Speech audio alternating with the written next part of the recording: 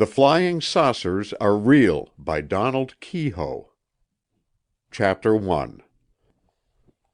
Author's Note: on April 27, 1949, the U.S. Air Force stated, "The mere existence of some yet unidentified flying objects necessitates a constant vigilance on the part of Project 'Saucer' personnel and on the part of the civilian population. Answers have been, and will be, drawn from such factors as guided missile research activity, balloons, astronomical phenomena. But there are still question marks. Possibilities that the saucers are foreign aircraft have also been considered, but observations based on nuclear power plant research in this country label as highly improbable the existence on Earth of engines small enough to have powered the saucers. Intelligent life on Mars is not impossible, but is completely unproven. The possibility of intelligent life on the planet Venus is not considered completely unreasonable by astronomers. The saucers are not jokes. Neither are they cause for alarm." On December 27, 1949, the Air Force denied the existence of flying saucers. On December 30, 1949, the Air Force revealed part of a secret Project 'Saucer' report to members of the press at Washington. The official report stated, "It will never be possible to say with certainty that any individual did not see a spaceship, an enemy missile, or some other object." Discussing the motives of possible visitors from space, the report also stated, "Such a civilization might observe that on Earth we now have atomic bombs, and are fast developing rockets.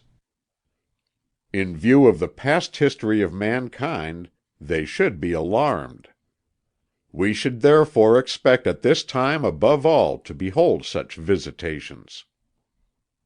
In its April 22 report, Project 'Saucer' stated that space travel outside the solar system is almost a certainty.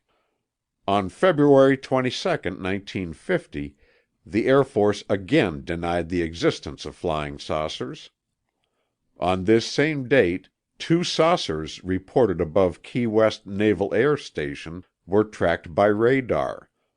They were described as maneuvering at high speed, 50 miles above the earth. The Air Force refused to comment.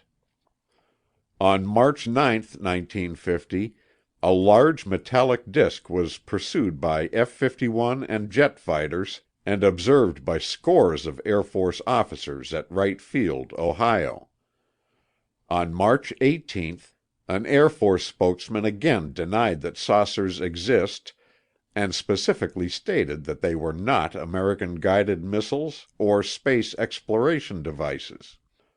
I have carefully examined all Air Force saucer reports made in the last 3 years. For the past year, I have taken part in a special investigation of the flying saucer riddle. I believe that the Air Force statements, contradictory as they appear, are part of an intricate program to prepare America and the world for the secret of the disks. Chapter 1. It was a strange assignment. I picked up the telegram from my desk and read it a third time. New York, New York, May 9, 1949. Have been investigating flying saucer mystery. First tip hinted gigantic hoax to cover up official secret. Believe it may have been planted to hide real answer. Looks like terrific story. Can you take over Washington end? Ken W. Purdy, Editor, True Magazine. I glanced out at the Potomac, recalling the first saucer story. As a pilot, I'd been skeptical of flying disks. Then reports had begun to pour in from Air Force and airline pilots. Apparently alarmed, the Air Force had ordered fighters to pursue the fast-flying saucers. In one mysterious chase, a pilot had been killed, and his death was unexplained. That had been 17 months ago. Since then, the whole flying saucer riddle had been hidden behind a curtain of Air Force secrecy. And now, an assignment from True magazine on flying saucers. 24 hours later, I was in Ken Purdy's office. "I've had men on this for 2 months," he told me. "I might as well warn you, it's a tough story to crack." "You think it's a Russian missile?" I asked him. "Or an Air Force secret?" "We've had several answers. None of them stacks up. But I'm positive one was deliberately planted when they found we were checking." He told me the whole story of the work that had been done by the staff of True and of the reports sent in by competent writers. The deeper he delved into the mystery, the tougher the assignment got. The more I learned about flying saucers, the less I knew. "There's one angle I want rechecked," Purdy said. "You've heard of the Mantell case?" I nodded. "Okay. Try to get the details of Mantell's radio report to Godman Tower. Before he was killed, he described the thing he was chasing, we know that much. Project Saucer gave out a hint, but they've never released the transcript. Here's another lead. See if you can find anything about a secret picture taken at Harmon Field, Newfoundland. It was around July 1947. I'll send you other ideas as I get them." Before I left, Purdy wished me luck and told me that he would work in closest harmony with me. "But watch out for fake tips," he said. "You'll probably run into some people at the Pentagon who'll talk to you off the record. That handcuffs a writer. Look out they don't lead you into a blind alley. Even the Air Force statements and the Project Saucer report contradict each other." For 6 months I worked with other investigators to solve the mystery of the disks. We checked 100 sighting reports, frequently crossing the trail of Project Saucer teams and FBI agents. Old records gave fantastic leads. So did Air Force plans for exploring space. Rocket experts, astronomers, Air Force officials, and pilots gave us clues pointing to a startling solution. Many intelligent persons, including scientists, believe that the saucers contain spies from another planet. When this first phase was ended, we were faced with a hard decision. We had uncovered important facts. We knew the saucers were real. If it was handled carefully, we believed the story would be in line with a secret Air Force policy. It was finally decided to publish certain alternate conclusions. The Air Force was informed of True's intentions. No attempt was made to block publication. In the January 1950 issue of True, I reported that we had reached the following conclusions. 1. The Earth has been observed periodically by visitors from another planet. 2. This observation has increased markedly in the past 2 years. "The only other possible explanation," I wrote, "is that the saucers are extremely high-speed, long-range devices developed here on Earth. Such an advance, which the Air Force has denied, would require an almost incredible leap in technical progress, even for American scientists and designers." Nationwide press and radio comment followed the appearance of the article. This publicity was obviously greater than the Air Force had expected. Within 24 hours, the Pentagon was deluged with telegrams, letters, and long-distance calls. Apparently fearing a panic, the Air Force hastily stated that flying saucer reports, even those made by its own pilots and high-ranking officers, were mistakes or were caused by hysteria. But 3 days later, when it was plain that many Americans calmly accepted True's disclosures, The Air Force released a secret Project Saucer file containing this significant statement: "It will never be possible to say with certainty that any individual did not see a spaceship, an enemy missile, or other object." In this same document there appears a confidential analysis of Air Intelligence reports. It is this summary that contains the official suggestion of space visitors' motives.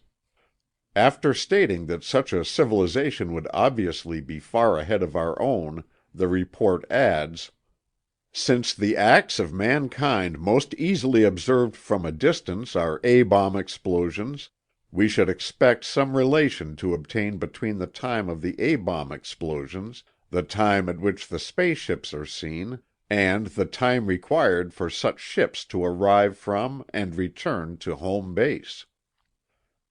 In a previous report, which alternately warned and reassured the public, the Air Force stated that space travel outside the solar system is almost a certainty. Since 1949, there has been a steady increase in saucer sightings. Most of them have been authentic reports, which Air Force denials cannot disprove. In January, mystery disks were reported over Kentucky, Indiana, Texas, Pennsylvania, and several other states. On the Seattle-Anchorage route, an air freighter was paced for 5 minutes by a night-flying saucer. When the pilots tried to close in, the strange craft zoomed at terrific speed. Later, the airline head reported that intelligence officers had quizzed the pilots for hours. "From their questions," he said, "I could tell they had a good idea of what the saucers are. One officer admitted they did, but he wouldn't say any more." Another peculiar incident occurred at Tucson, Arizona, on February 1st. Just at dusk, a weird, fiery object raced westward over the city, astonishing hundreds in the streets below. The Tucson Daily Citizen ran the story next day with a double banner headline, "Flying Saucer Over Tucson? B-29 Fails to Catch Object." Flying saucer? Secret experimental plane? Or perhaps a scout craft from Mars? Certainly the strange aircraft that blazed a smoke trail over Tucson at dusk last night defies logical explanation. It was as mystifying to experienced pilots as to groundlings who have trouble in identifying conventional planes. Cannonballing through the sky, some 30,000 feet aloft, was a fiery object shooting westward so fast it was impossible to gain any clear impression of its shape or size.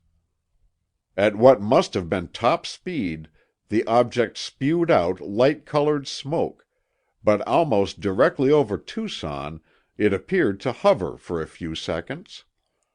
The smoke puffed out an angry black and then became lighter as the strange missile appeared to gain speed. The radio operator in the Davis-Monthan Air Force Base control tower contacted First Lieutenant Roy L. Jones, taking off for a cross-country flight in a B-29, and asked him to investigate. Jones revved up his swift aerial tanker, and still the unknown aircraft steadily pulled away toward California. Dr. Edwin F. Carpenter, head of the University of Arizona Department of Astronomy, said he was certain that the object was not a meteor or other natural phenomenon. Switchboards swamped. Switchboards at the Pima County Sheriff's Office and Tucson Police Station were jammed with inquiries. Hundreds saw the object. Tom Bailey, 1411 East 10th Street, thought it was a large airplane on fire. A later check showed no planes missing. He said it wavered from left to right as it passed over the mountains. Bailey also noticed that the craft appeared to slow perceptibly over Tucson.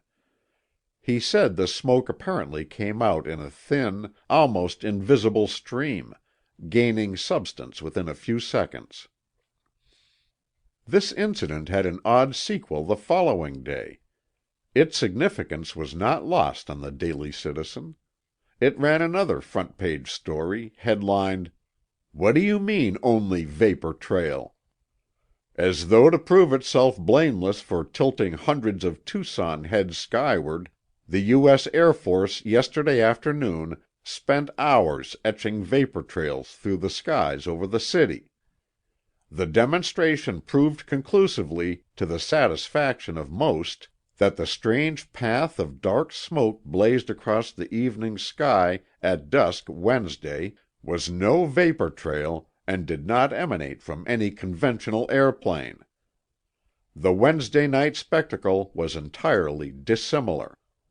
Then heavy smoke boiled and swirled in a broad, dark ribbon fanning out at least a mile in width and stretching across the sky in a straight line. Since there was no proof as to what caused the strange pre-dark manifestation, and because even expert witnesses were unable to explain the appearance, the matter remains a subject for interesting speculation. There is strong evidence that this story was deliberately kept off the press wires. The Associated Press and other wire services in Washington had no report. Requests for details by Frank Edwards, Mutual newscaster, and other radio commentators ran into a blank wall. At the Pentagon, I was told that the Air Force had no knowledge of the sighting or the vapor trail maneuvers.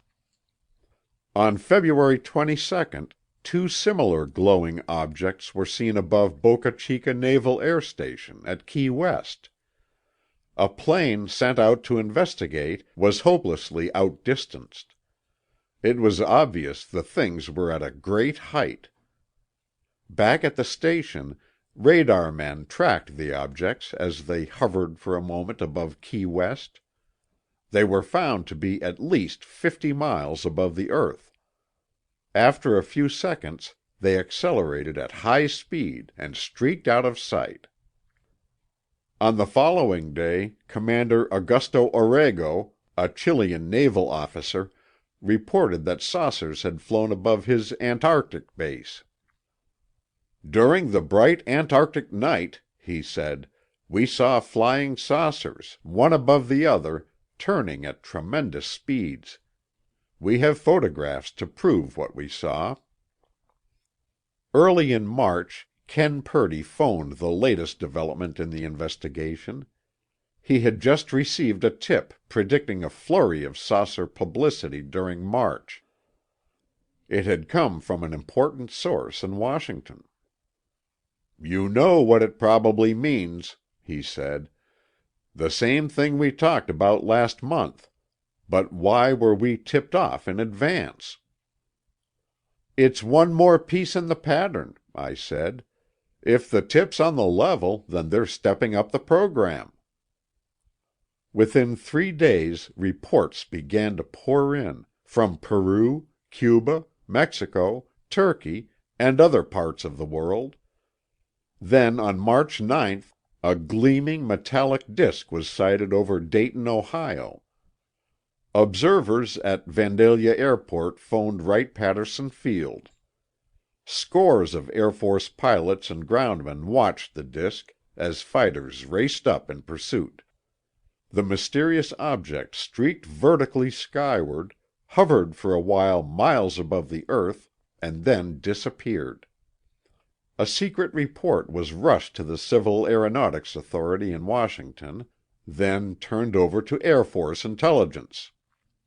Soon after this, Dr. Craig Hunter, director of a medical supply firm, reported a huge elliptical saucer flying at a low altitude in Pennsylvania.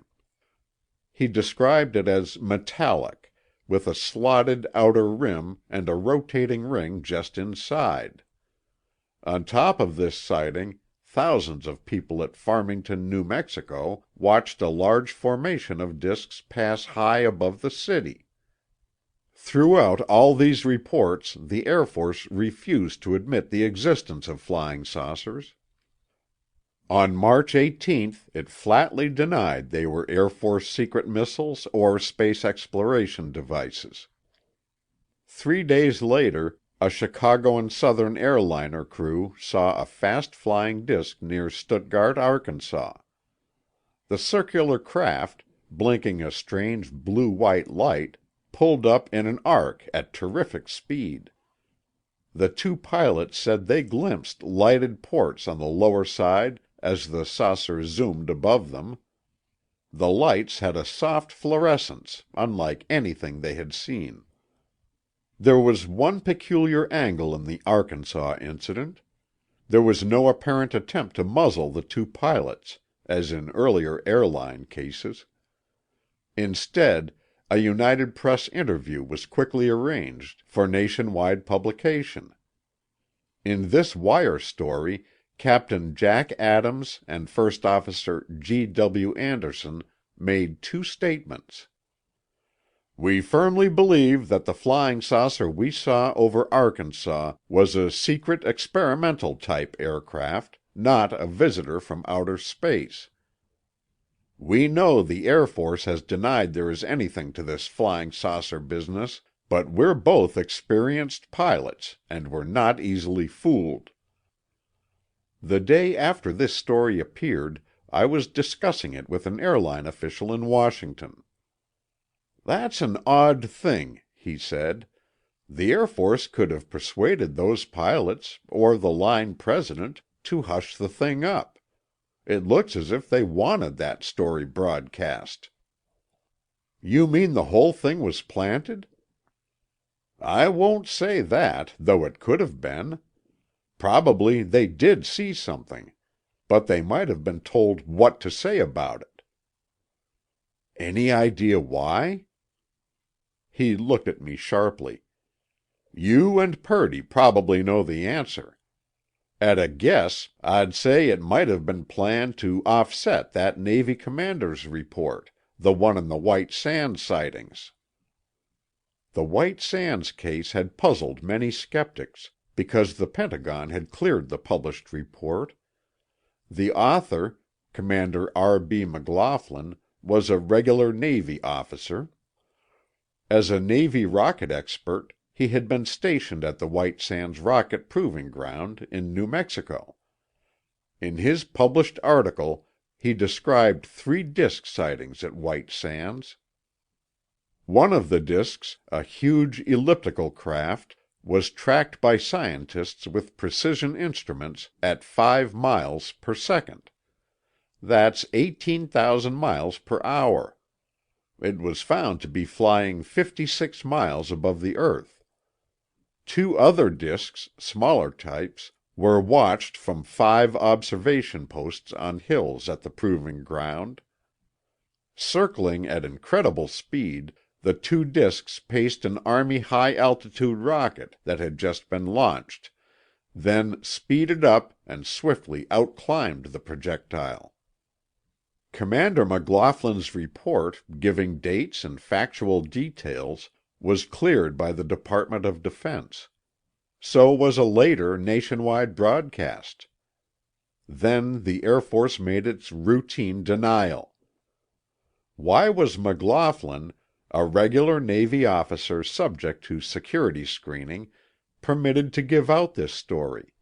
Was it an incredible slip-up? Or was it part of some carefully thought-out plan?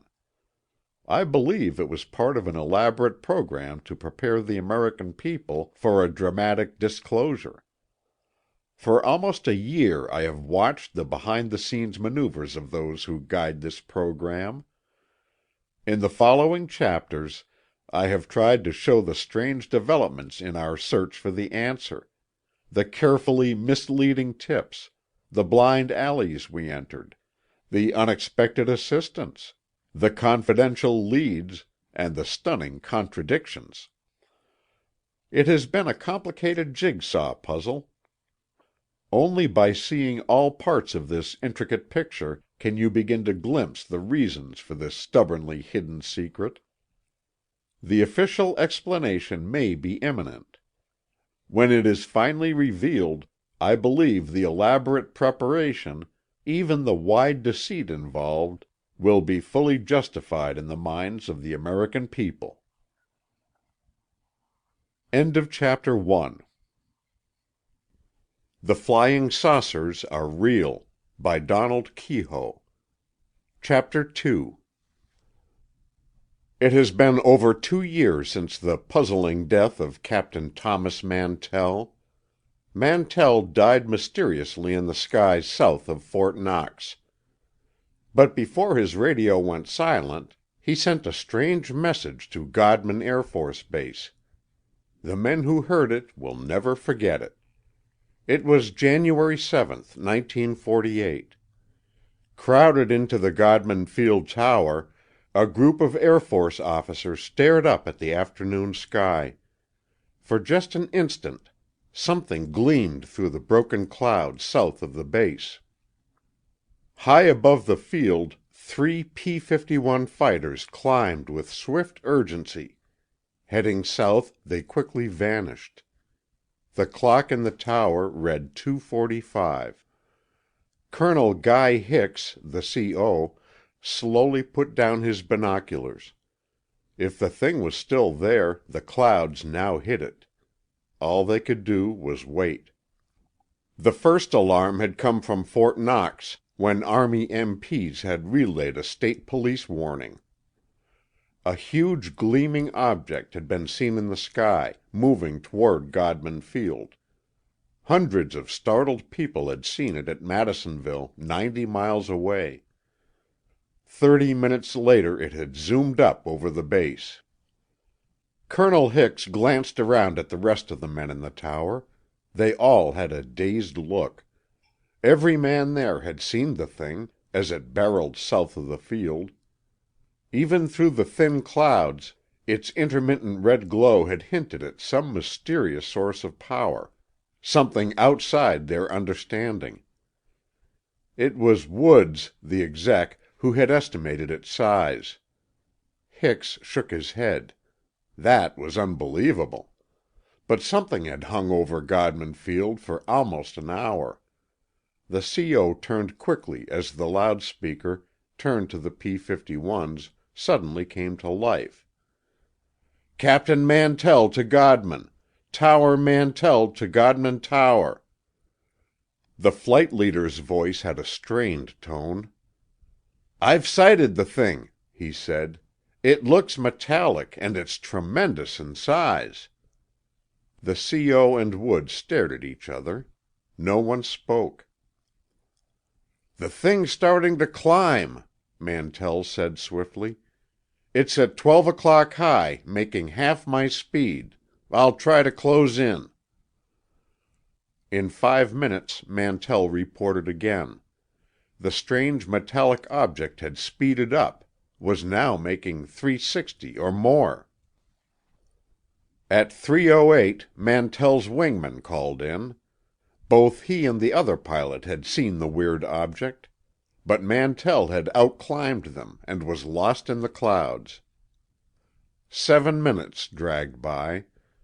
The men in the tower sweated out the silence. Then at 3:15 Mantell made a hasty contact. "It's still above me, making my speed or better. I'm going up to 20,000 feet. If I'm no closer, I'll abandon chase." It was his last report. Minutes later his fighter disintegrated with terrific force. The falling wreckage was scattered for thousands of feet. When Mantell failed to answer the tower, one of his pilots began a search. Climbing to 33,000 feet, he flew 100 miles to the south. But the thing that lured Mantell to his death had vanished from the sky. 10 days after Mantell was killed, I learned of a curious sequel to the Godman affair. An AP account in the New York Times had caught my attention. The story, released at Fort Knox, admitted Mantell had died while chasing a flying saucer. Colonel Hicks was quoted as having watched the object, which was still unidentified. But there was no mention of Mantell's radio messages, no hint of the thing's tremendous size. Though I knew the lid was probably on, I went to the Pentagon. When the scare had first broken in the summer of '47, I had talked with Captain Tom Brown, who was handling saucer inquiries. But by now, Brown had been shifted, and no one in the press branch would admit knowing the details of the Mantell saucer chase.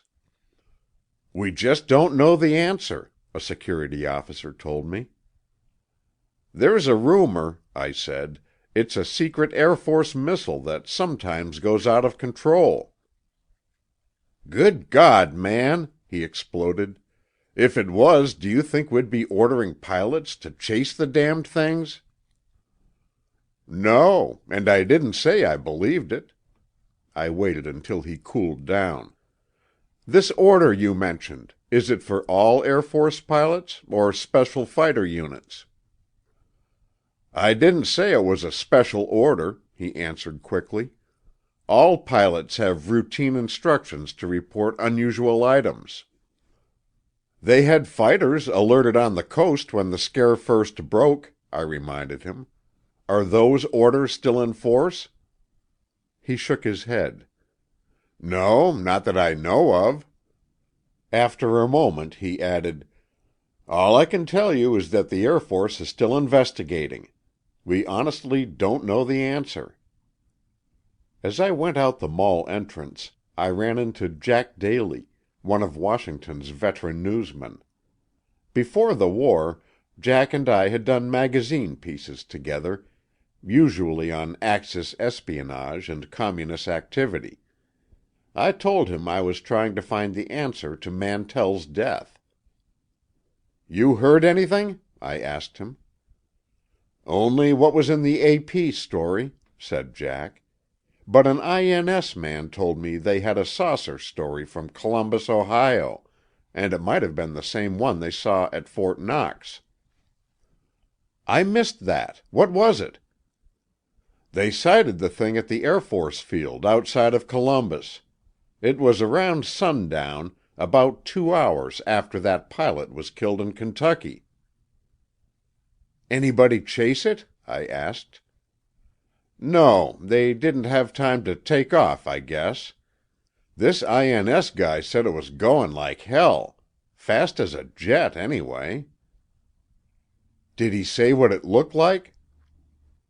"The Air Force boys said it was as big as a C-47, said Jack.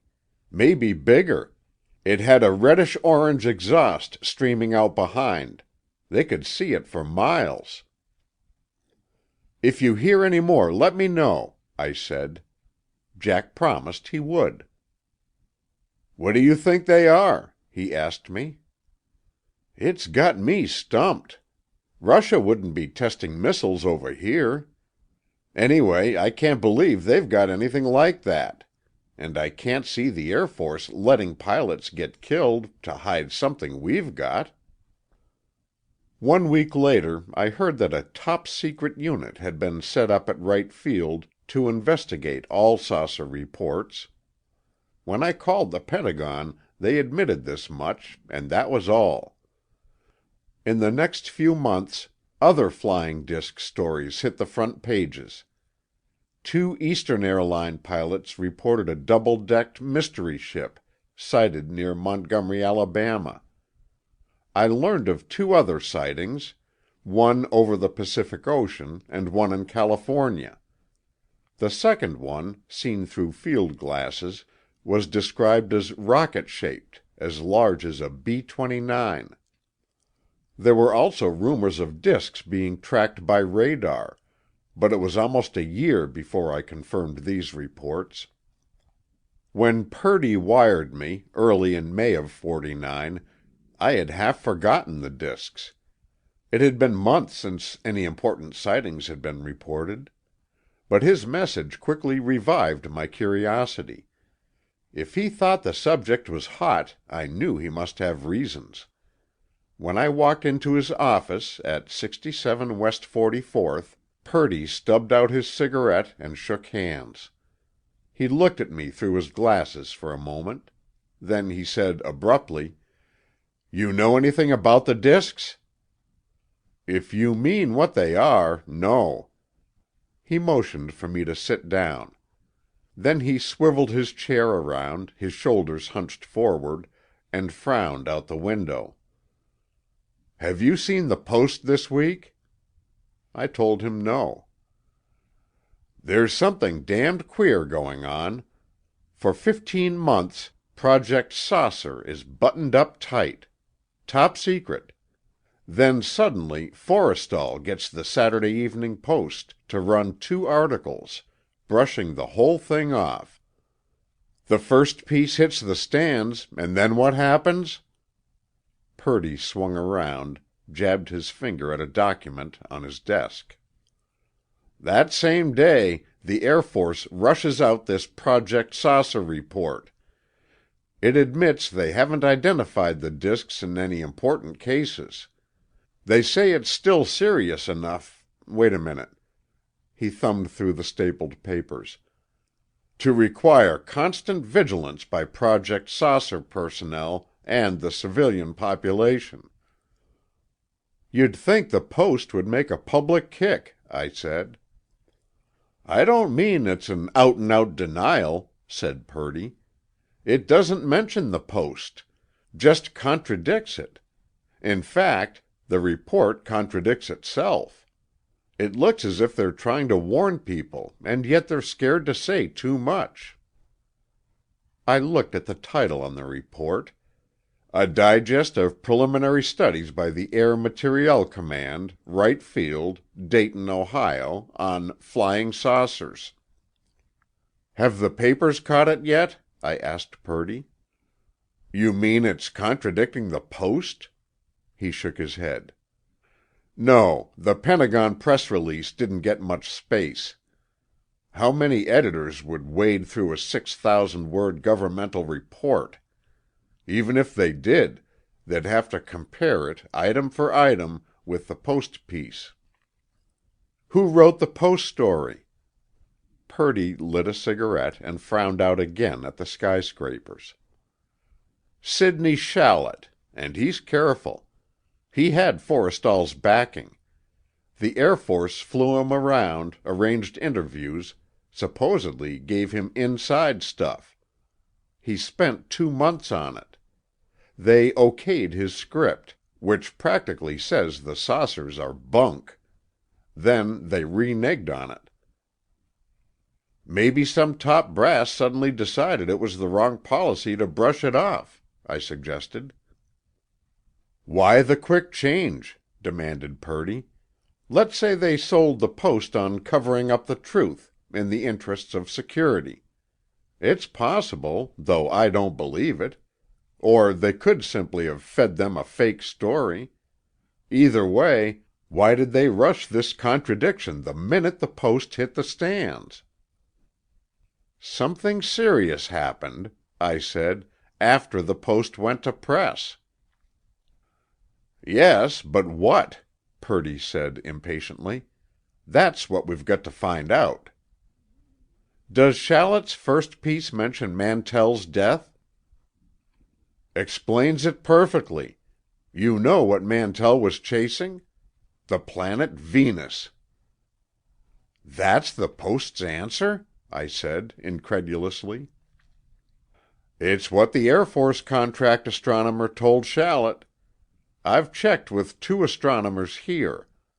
They say that even when Venus is at full magnitude, you can barely see it in the daytime, even when you're looking for it. It was only half magnitude that day, so it was practically invisible." "How'd the Air Force expect anybody to believe that answer?" I said. Purdy shrugged. "They deny it was Venus in this report.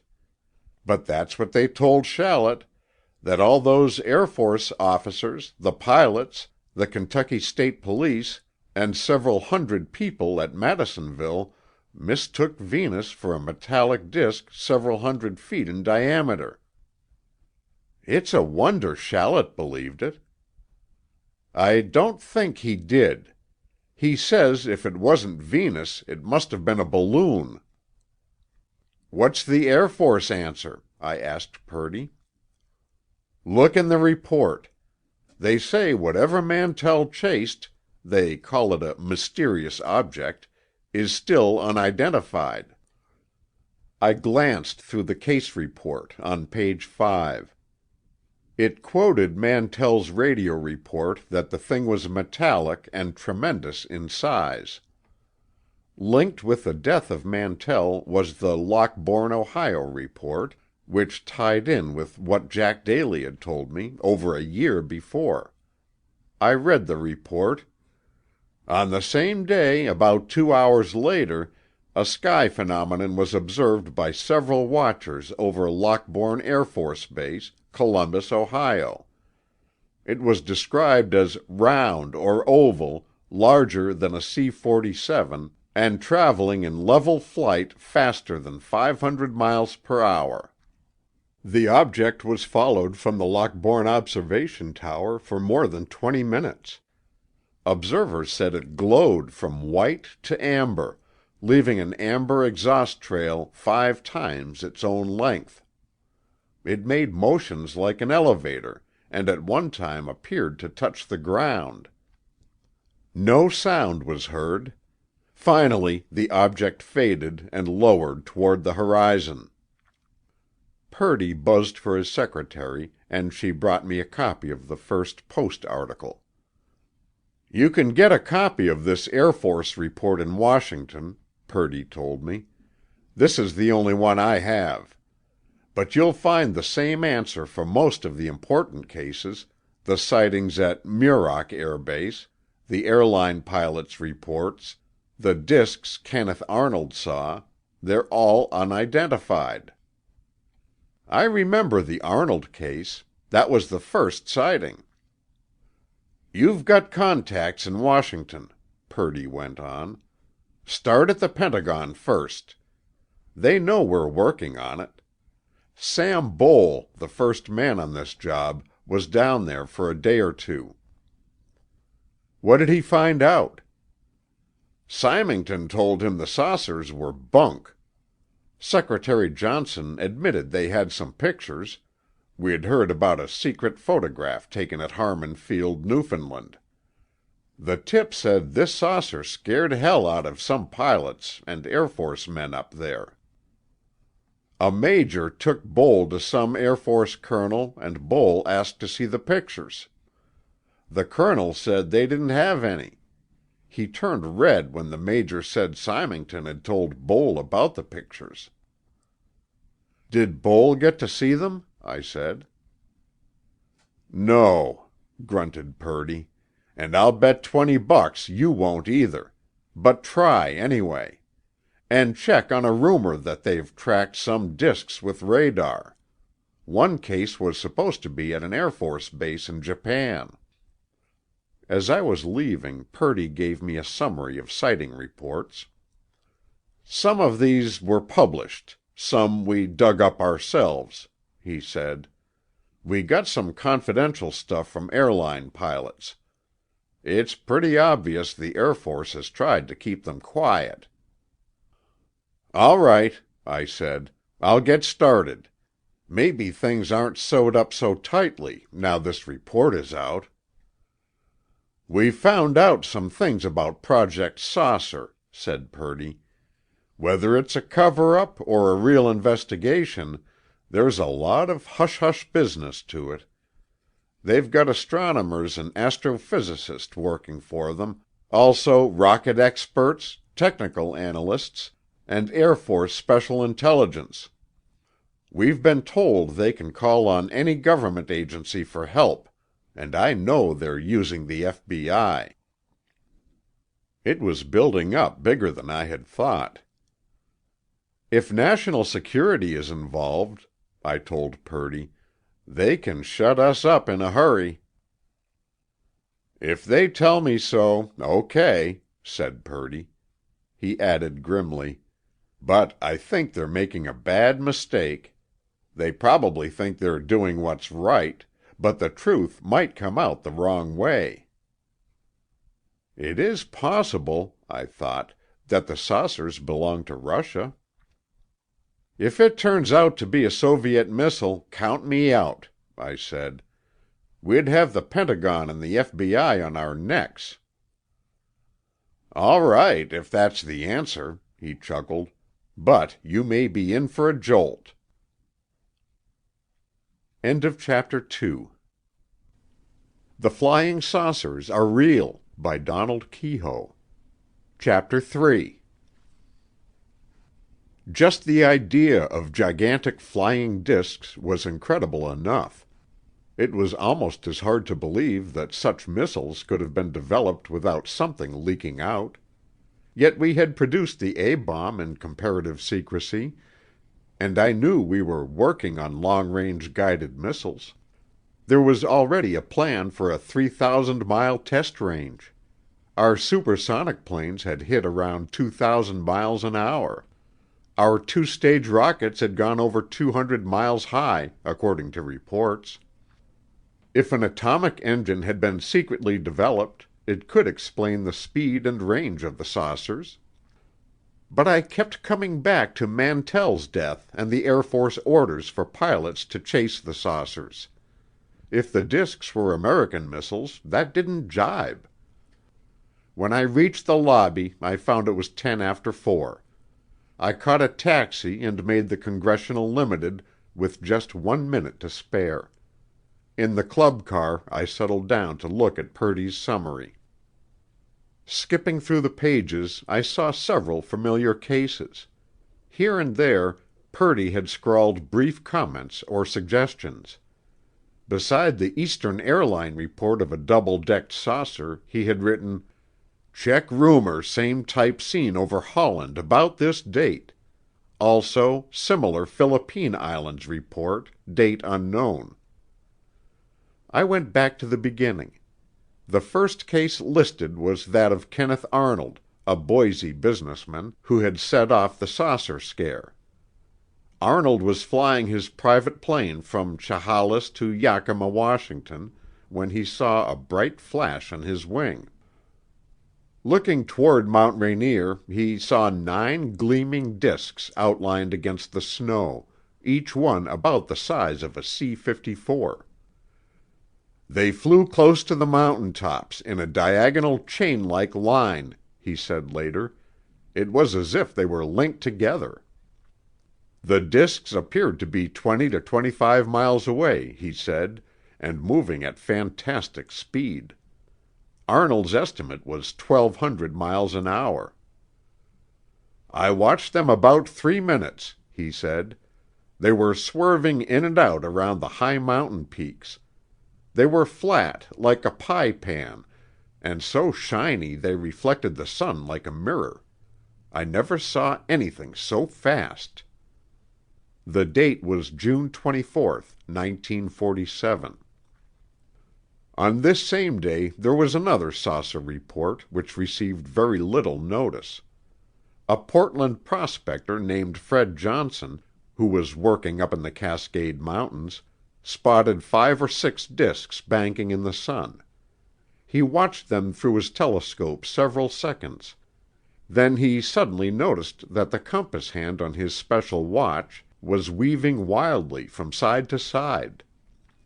Johnson insisted he had not heard of the Arnold report, which was not broadcast until early evening. Kenneth Arnold's story was generally received with amusement. Most Americans were unaware that the Pentagon had been receiving disk reports as early as January. The news and radio comments on Arnold's report brought several other incidents to light, which observers had kept to themselves for fear of ridicule. At Oklahoma City, a private pilot told Air Force investigators he had seen a huge round object in the sky during the latter part of May. It was flying 3 times faster than a jet, he said, and without any sound. Citizens of Weiser, Idaho, described 2 strange, fast-moving objects they had seen on June 12th. The saucers were heading southeast, now and then dropping to a lower altitude, then swiftly climbing again. Several mysterious objects were reported flying at great speed near Spokane, just 3 days before Arnold's experience. And 4 days after his encounter, an Air Force pilot flying near Lake Mead, Nevada, was startled to see half a dozen saucers flash by his plane. Even at this early point in the scare, official reports were contradicting each other. Just after Arnold's story broke, the Air Force admitted it was checking on the mystery disks. On July 4th, the Air Force stated that no further investigation was needed. It was all hallucination. That same day, Wright Field told the Associated Press that the Air Materiel Command was trying to find the answer. The 4th of July was a red-letter day in the flying saucer mystery. At Portland, Oregon, hundreds of citizens, including former Air Force pilots, police, harbor pilots, and deputy sheriffs, saw dozens of gleaming disks flying at high speed. The things appeared to be at least 40,000 feet in the air, perhaps much higher. That same day, disks were sighted at Seattle, Vancouver, and other Northwest cities. The rapidly growing reports were met with mixed ridicule and alarm. One of the skeptical group was Captain E.J. Smith of United Airlines. "I'll believe them when I see them," he told airline employees before taking off from Boise the afternoon of the 4th. Just about sunset, his airliner was flying over Emmett, Idaho, when Captain Smith and his co-pilot, Ralph Stevens, saw 5 queer objects in the sky ahead. Smith rang for the stewardess, Marty Morrow, and the 3 of them watched the saucers for several minutes. Then 4 more of the disks came into sight. Though it was impossible to tell their size, because their altitude was unknown, the crew was sure they were bigger than the plane they were in. After about 10 minutes, the disks disappeared. The Air Force quickly denied having anything resembling the objects Captain Smith described. "We have no experimental craft of that nature in Idaho or anywhere else," an official said in Washington. "We're completely mystified." The Navy said it had made an investigation and had no answers. There had been rumors that the disks were souped-up versions of the Navy's Flying Flapjack, a twin-engined circular craft known technically as the XF-5U-1. But the Navy insisted that only one model had been built and that it was now out of service. In Chicago, 2 astronomers spiked guesses that the disks might be meteors. Dr. Gerard Kuiper, director of the University of Chicago Observatory, said flatly that they couldn't be meteors. "They're probably man-made," he told the AP. Dr. Oliver Lee, director of Northwestern's observatory, agreed with Kuiper. "The Army, Navy, and Air Force are working secretly on all sorts of things," he said. "Remember the A-bomb secrecy and the radar signals to the moon." As I went through Purdy's summary, I recalled my own reaction after the United Airlines report. After seeing the Pentagon comment, I had called up Captain Tom Brown at Air Force Public Relations. "Are you really taking this seriously?" I asked him. "Well, we can't just ignore it," he said. "There are too many reliable pilots telling the same story. Flat, round objects able to outmaneuver ordinary planes, and faster than anything we have. Too many stories tally." I told him I'd heard that the Civil Air Patrol in Wisconsin and other states was starting a sky search. "We've got a jet at Muroc and 6 fighters standing by at Portland right now," Brown said. "Armed?" "I've no report on that, but I know some of them carry photographic equipment." 2 days later an airline pilot from the coast told me that some fighters had been armed and the pilots ordered to bring down the disks if humanly possible. That same day, Wright Field admitted it was checking stories of disc-shaped missiles seen recently in the Pacific Northwest and in Texas. Following this was an AP story, dated July 7th, quoting an unnamed Air Force official in Washington. "The flying saucers may be one of three things. 1. Solar reflection on low-hanging clouds." A Washington scientist, asked for comment, said this was hardly possible. 2. Small meteors which break up, their crystals catching the rays of the sun. But it would seem that they would have been spotted falling, and fragments would have been found. 3. Icing conditions could have formed large hailstones, and they might have flattened out and glided a bit, giving the impression of horizontal movement even though falling vertically. By this time everyone was getting into the act. "The disks are caused by the transmutation of atomic energy," said an anonymous scientist, supposed to be one of the staff of California Tech. The college quickly denied it. Dr. Vannevar Bush, world-famous scientist, and Dr. Merle Tuve, inventor of the proximity fuse, both declared they would know of any secret American missiles, and didn't. At Syracuse, New York, Dr. Harry Steckel, Veterans Administration psychiatrist, scoffed at the suggestion of mass hysteria. "Too many sane people are seeing the things. The government is probably conducting some revolutionary experiments." On July 8th, more disks were reported. Out at Muroc Air Force Base, where top-secret planes and devices are tested, 6 fast-moving silvery white saucers were seen by pilots and ground officers. That afternoon, the Air Force revealed it was working on a case involving a Navy rocket expert named C.T. Zohm. While on a secret Navy mission to New Mexico, in connection with rocket tests, Zohm had seen a bright silvery disk flying above the desert. He was crossing the desert with 3 other scientists when he saw the strange object flashing northward at an altitude of about 10,000 feet. "I'm sure it was not a meteor," said Zohm. "It could have been a guided missile, but I never heard of anything like it." By this time, saucer reports had come in from almost 40 states. Alarm was increasing, and there were demands that radar be used to track the disks. The Air Force replied that there was not enough radar equipment to blanket the nation, but that its pilots were on the lookout for the saucers. One report mentioned a curious report from Twin Falls, Idaho.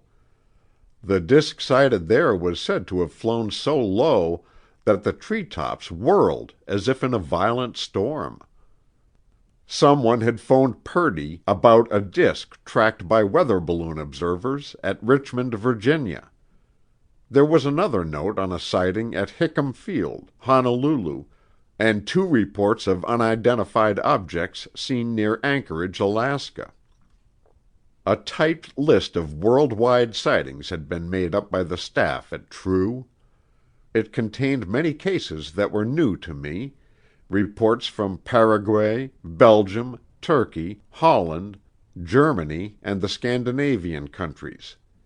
At the bottom of this memo, Purdy had written, "Keep checking on rumor that the Soviet has a project saucer, too. Could be planted." From the mass of reports, John DuBarry, the aviation editor of True, had methodically worked out an average picture of the disks. The general report is that they are round or oval. This could be an elliptical object seen end on. Metallic looking, very bright, either shining white or silvery colored. They can move at extremely high speed, hover, accelerate rapidly, and outmaneuver ordinary aircraft. The lights are usually seen singly, very few formations reported. They seem to have the same speed, acceleration, and ability to maneuver. In several cases, they have been able to evade Air Force planes in night encounters. Going over the cases, I realized that Purdy and his staff had dug up at least 50 reports that had not appeared in the papers. A few of these proved incorrect, but a check with the Air Force case reports, released on December 30, 1949, showed that True's files contained all the important items.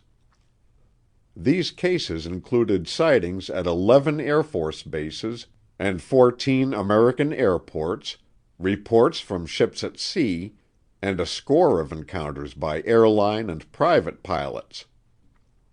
Witnesses included Army, Navy, Marine Corps, and Air Force officers, state and city police, FBI agents, weather observers, shipmasters, astronomers, and thousands of good, solid American citizens. I learned later that many witnesses had been investigated by the FBI to weed out crackpot reports. I ended up badly puzzled. The evidence was more impressive than I had suspected. It was plain that many reports had been entirely suppressed, or at least kept out of the papers. There was something ominous about it. No matter what the answer, it was serious enough to be kept carefully hidden. If it were a Soviet missile, I thought, God help us. They'd scooped up a lot of Nazi scientists and war secrets, and the Germans had been far ahead of us on guided missiles. But why would they give us a 2-year warning, testing the things openly over America? It didn't make sense. End of Chapter 3.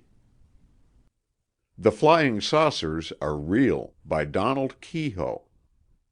Chapter 4.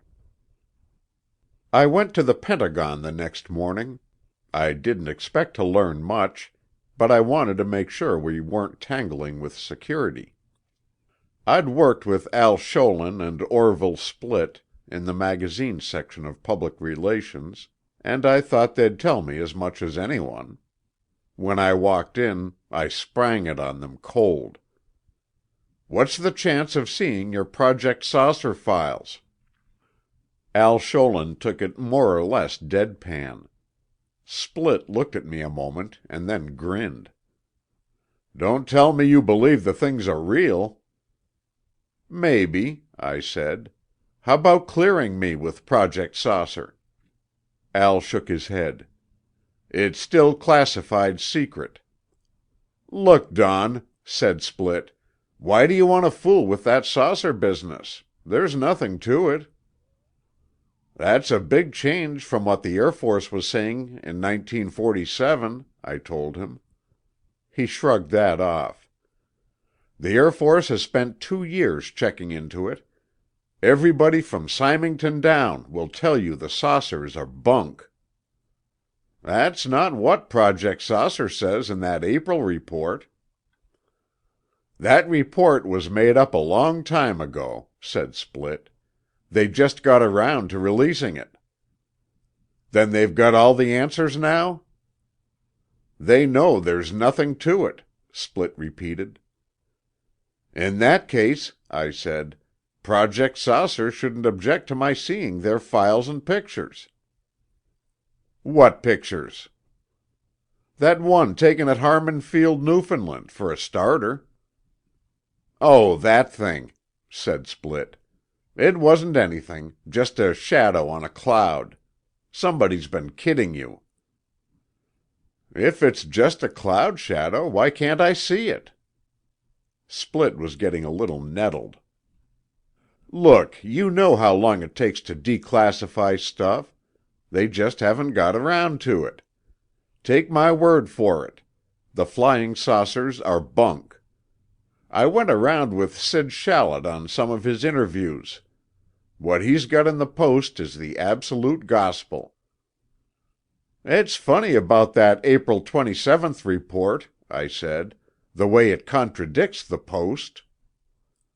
"I tell you that was an old report." "I wouldn't say that," Al Scholin put in. "The Air Force doesn't claim it has all the answers, but they've proved a lot of the reports were hoaxes or mistakes."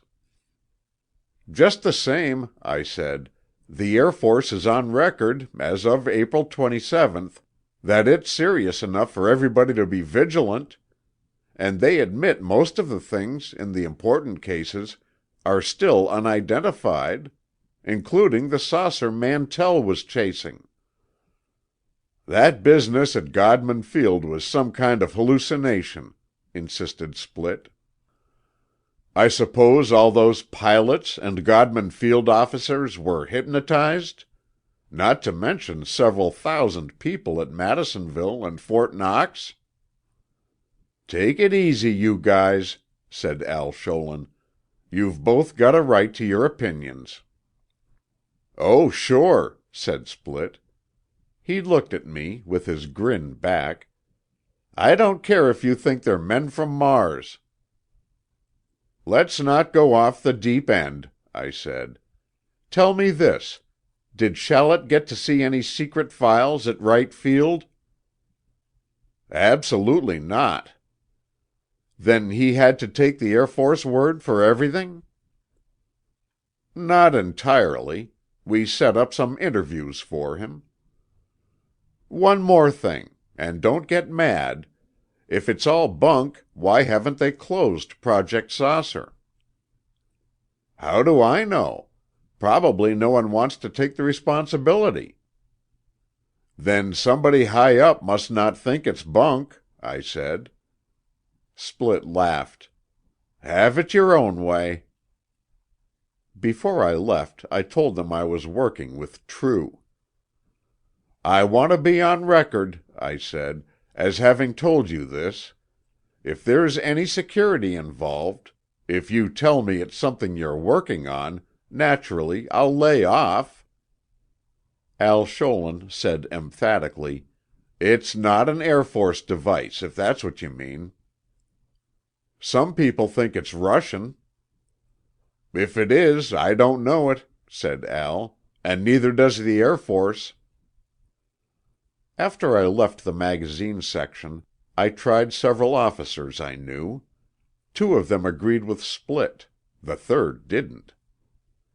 "I've been told it's all bunk," he said, "but you get the feeling they're trying to convince themselves. They act like people near a haunted house. They'll swear it isn't haunted, but they won't go near it." Later, I asked a security major for a copy of the Project Saucer report. "We're out of copies right now," he said. "I'll send you one next week." I asked him bluntly what he thought the saucers were. "I doubt if anybody has the full answer," he said seriously. "There's been some hysteria, also a few mistakes. But many reports have been made by reliable pilots, including our own. You can't laugh those off." As I drove home, I thought over what I'd heard. All I had learned was that the Air Force seemed divided. But that could be a smokescreen. In less than 24 hours, I received my first suspicious tip. It was about 10 a.m. when my phone rang. "Mr. Keyhoe, this is John Steele," said the voice at the other end. Because of the peculiar role he played, then and later, I have not used his real name. "I'm a former Air Force intelligence officer. I was in the European theater during the war." I waited. He hesitated a moment.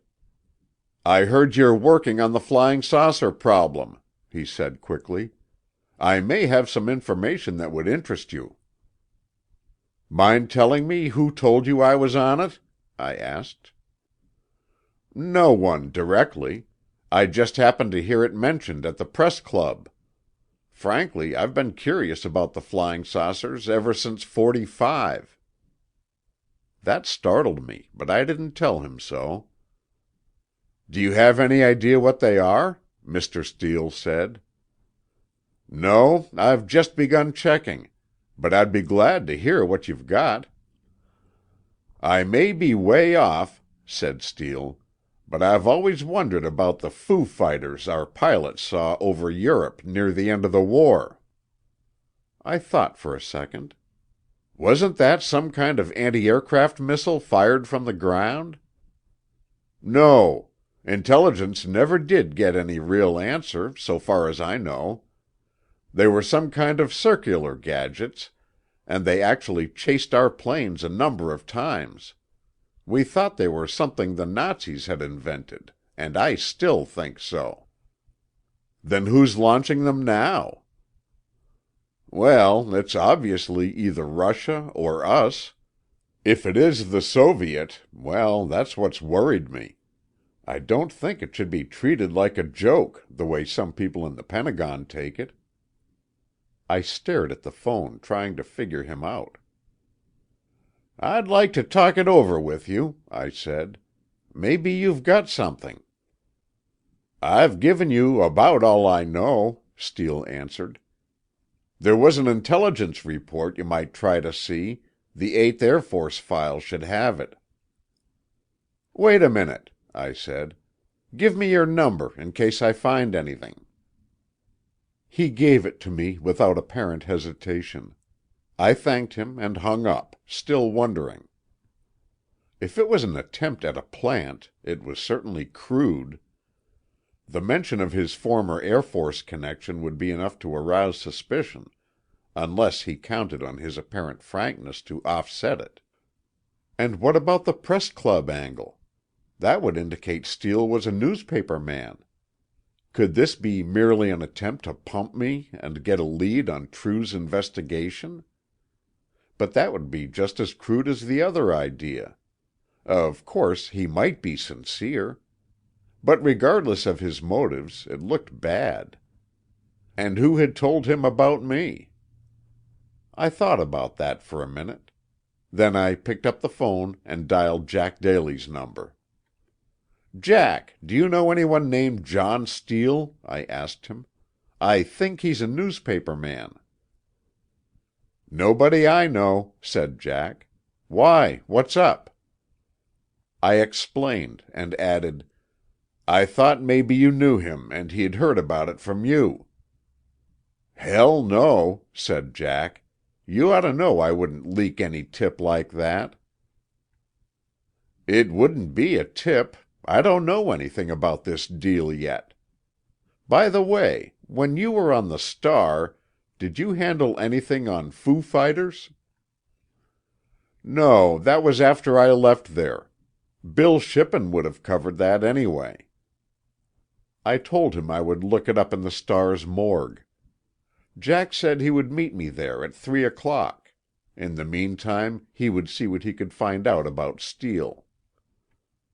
Jack was a little late, and I went over to the Star's file on the Foo Fighters. Most of the facts were covered in a story dated July 6, 1947, which had been inspired by the outbreak of the saucer scare. I copied it for later use. During the latter part of World War II, fighter pilots in England were convinced that Hitler had a new secret weapon. Yanks dubbed these devices Foo Fighters, or Kraut fireballs. One of the Air Force intelligence men now assigned to check on the saucer scare was an officer who investigated statements of military airmen that circular Foo Fighters were seen over Europe and also on the bombing route to Japan.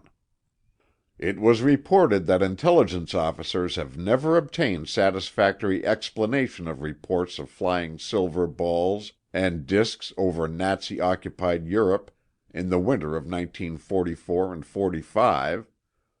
Later, crews of B-29s on bombing runs to Japan reported seeing somewhat similar objects. In Europe, some Foo Fighters danced off the Allied fighters' wingtips and played tag with them in power dives. Others appeared in precise formations, and on one occasion A whole bomber crew saw about 15 following at a distance, their strange glow flashing on and off. One foo fighter chased Lieutenant Myers of Chicago some 20 miles down the Rhine Valley at 300 miles per hour, an AP war correspondent reported. Intelligence officers believed at that time that the balls might be radar-controlled objects sent up to foul ignition systems or baffle Allied radar networks. There is no explanation of their appearance here, unless the objects could have been imported for secret tests in this country. I read the last paragraph twice. This looked like a strong lead to the answer, in spite of the Air Force denials. There was another, less pleasant possibility. The Russians could have seized the device and developed it secretly, using Nazi scientists to help them. Perhaps the Nazis had been close to an atomic engine, even if they did fail to produce the bomb. Jack Daly came in while I was reading the story again. "I got the dope on Steele," he said. "He does pieces for a small syndicate, and I found out he was in the Air Force. I think he was a captain. People who know him say he's okay, a straight shooter." "That still wouldn't keep him from giving me a fake tip, if somebody told him it was the right thing to do." "Maybe not," said Jack. "But why would they want to plant this foo fighter idea?" I showed him the clipping. He read it over and shook his head. "That's a lot different from disks 300 feet in diameter. If we got the principle, or Russia did, building big ones might not be too hard." "I still can't swallow it," said Jack. "These things have been seen all over the world. How could they control them that far away and be sure they wouldn't crash, where somebody could get a look and dope out the secret?" We argued it back and forth without getting anywhere. "I'd give a lot to know Steele's angle," I said. "If you hear anything more on him, give me a buzz." Jack nodded.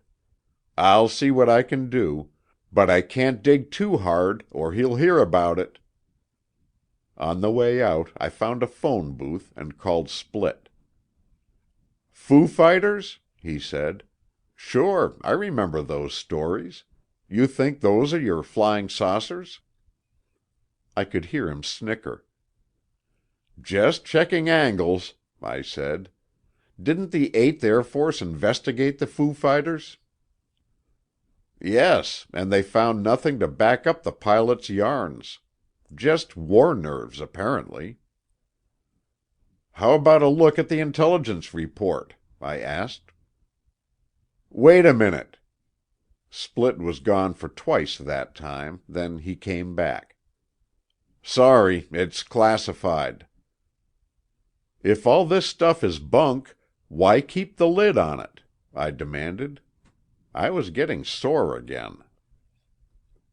"Look, Don," said Split, "I don't make the rules." "Sure, I know. Sorry," I said. I had a notion to ask him if he knew John Steele, but hung up instead. There was no use in banging my head against the Air Force wall. The next day I decided to analyze the Mantell case from beginning to end. It looked like the key to one angle, the question of an Air Force secret missile.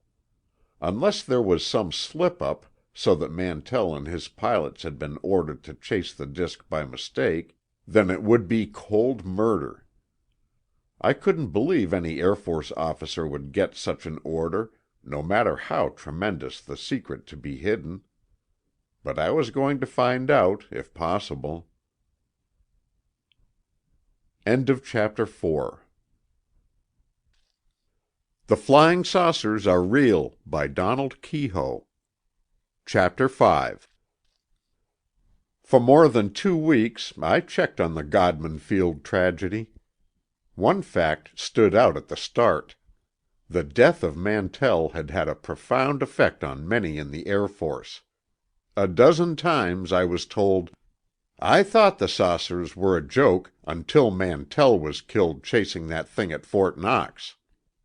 Many ranking officers who had laughed at the saucer scare stopped scoffing. One of these was General Sory Smith, now Deputy Director of Air Force Public Relations. Later in my investigation, General Smith told me, "It was the Mantell case that got me. I knew Tommy Mantell very well, also Colonel Hicks, the CO at Godman. I knew they were both intelligent men, not the kind to be imagining things." For 15 months, the Air Force kept a tight-lipped silence. Meantime, rumors began to spread. One report said that Mantell had been shot, his body riddled with bullets. His P-51, also riddled, had simply disintegrated. Another rumor reported Mantell as having been killed by some mysterious force. This same force had also destroyed his fighter. The Air Force, the rumors said, had covered up the truth by telling Mantell's family he had blacked out from lack of oxygen. Checking the last angle, I found that this was the explanation given to Mantell's mother just after his death. She was told by Standiford Field officers that he had flown too high in chasing the strange object. Shallot, in the Saturday Evening Post articles, described Project Saucer's reconstruction of the case. Mantell was said to have climbed up to 25,000 feet, despite his firm decision to end the chase at 20,000, since he carried no oxygen. Around 25,000 feet, Shallot quoted the Air Force investigators, Mantell must have lost consciousness. After this, his pilotless plane climbed on up to some 30,000 feet, then dived. Between 20,000 and 10,000 feet, Shallot suggested, the P-51 began to disintegrate, obviously from excessive speed. The gleaming object that hypnotized Mantell into his fatal climb was, Shallot said, either the planet Venus or a Navy cosmic ray research balloon. The Air Force Project Saucer report of April 27, 1949, released just after the first Post article, makes these statements. 5 minutes after Mantell disappeared from his formation, the 2 remaining planes returned to Godman. A few minutes later, one resumed the search, covering territory 100 miles to the south as high as 33,000 feet, but found nothing. Subsequent investigation revealed that Mantell had probably blacked out at 20,000 feet from lack of oxygen and had died of suffocation before the crash. The mysterious object which the flyer chased to his death was first identified as the planet Venus. However, further probing showed the elevation and azimuth readings of Venus and the object at specified time intervals did not coincide. It is still considered unidentified. The Venus explanation, even though now denied, puzzled me. It was plain that the Air Force had seriously considered offering it as the answer, then abandoned it. Apparently someone had got his signals mixed and let Shallot use the discarded answer. And for some unknown reason, the Air Force had found it imperative to deny the Venus story at once. In these first weeks of checking, I had run into the Venus explanation in other cases. Several Air Force officers repeated it so quickly that it had the sound of a stock alibi. But in the daytime cases this was almost ridiculous. I knew of a few instances in World War II when bomber crews and anti-aircraft gunners had loosed a few bursts at Venus. But this was mostly at night, when the planet was at peak brilliance. and more than one gunner later admitted firing to relieve long hours of boredom. Since enemy planes did not carry lights, there was no authentic case, to my knowledge, where plane or ground gunners actually believed Venus was an enemy aircraft. Checking the astronomer's report, I read over the concluding statement. "It simply could not have been Venus. They must have been desperate even to suggest it in the first place." Months later, in the secret Project Saucer report, released December 30, 1949, I found official confirmation of this astronomer's opinions. Since it has a peculiar bearing on the Mantell case, I am quoting it now. "When Venus is at its greatest brilliance, it is possible to see it during daytime when one knows exactly where to look. But on January 7, 1948, Venus was less than half as bright as its peak brilliance. However, under exceptionally good atmospheric conditions, and with the eye shielded from direct rays of the sun, Venus might be seen as an exceedingly tiny bright point of light. However, the chances of looking at just the right spot are very few." It has been unofficially reported that the object was a Navy cosmic ray research balloon. If this can be established, it is to be preferred as an explanation. However, if one accepts the assumption that reports from various other localities refer to the same object, any such device must have been a good many miles high, 25 to 50, in order to have been seen clearly, almost simultaneously, from places 175 miles apart. If all reports were of a single object, in the knowledge of this investigator, no man-made object could have been large enough and far enough away for the approximate simultaneous sightings. It is most unlikely, however, that so many separated persons should at that time have chanced on Venus in the daylight sky. It seems, therefore, much more probable that more than one object was involved. The sighting might have included two or more balloons, or aircraft, or they might have included Venus and balloons. For reasons given above, the latter explanation seems more likely.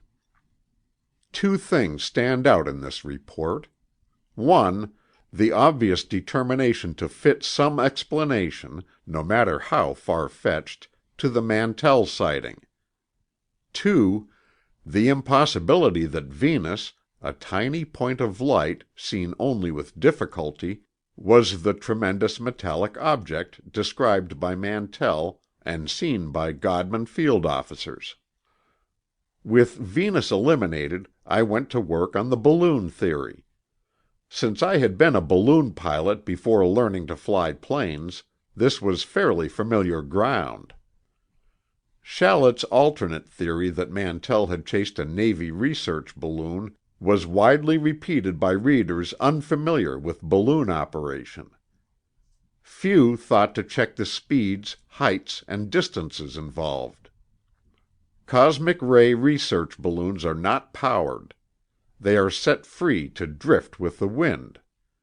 This particular Navy type is released at a base near Minneapolis.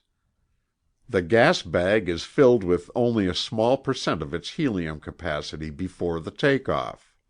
In a routine flight, the balloon ascends rapidly to a very high altitude, as high as 100,000 feet. By this time, the gas bag has swelled to full size, about 100 feet high and 70 feet in diameter. At a set time, a device releases the case of instruments under the balloon. The instruments descend by parachute, and the balloon, rising quickly, explodes from the sudden expansion. Occasionally a balloon starts leaking, and it then remains relatively low. At first glance, this might seem the answer to the Kentucky sightings. If the balloon were low enough, it would loom up as a large circular object, as seen from directly below. Some witnesses might estimate its diameter as 250 feet or more, instead of its actual 70 feet. But this failure to recognize a balloon would require incredibly poor vision on the part of trained observers, state police, Army MPs, the Godman field officers, Mantell, and his pilots. Captain Mantell was a wartime pilot, with over 3,000 hours in the air. He was trained to identify a distant enemy plane in a split second. His vision was perfect, and so was that of his pilots. In broad daylight, they could not fail to recognize a balloon during their 30-minute chase. Colonel Hicks and the other Godman officers watched the object with high-powered glasses for long periods. It is incredible that they would not identify it as a balloon. Before its appearance over Godman Field, the leaking balloon would have drifted, at a low altitude, over several hundred miles. A leak large enough to bring it down from high altitude would have caused it to land and be found. Drifting at a low altitude, it would have been seen by several 100,000 people at the very least. Many would have reported it as a balloon. But even if this angle is ignored, it still could not possibly have been a balloon at low altitude. The fast flight from Madisonville, the abrupt stop and hour-long hovering at Godman Field, the quick bursts of speed Mantell reported, make it impossible. To fly the miles from Madisonville to Fort Knox in 30 minutes, a balloon would require a wind of 180 miles per hour. After traveling at this hurricane speed, it would then have had to come to a dead stop above Godman Field.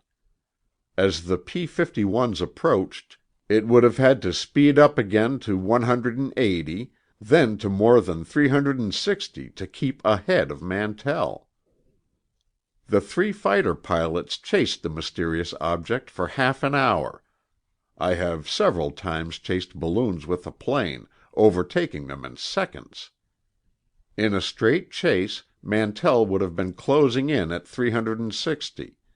The tailwind acting on his fighter would nullify the balloon's forward drift.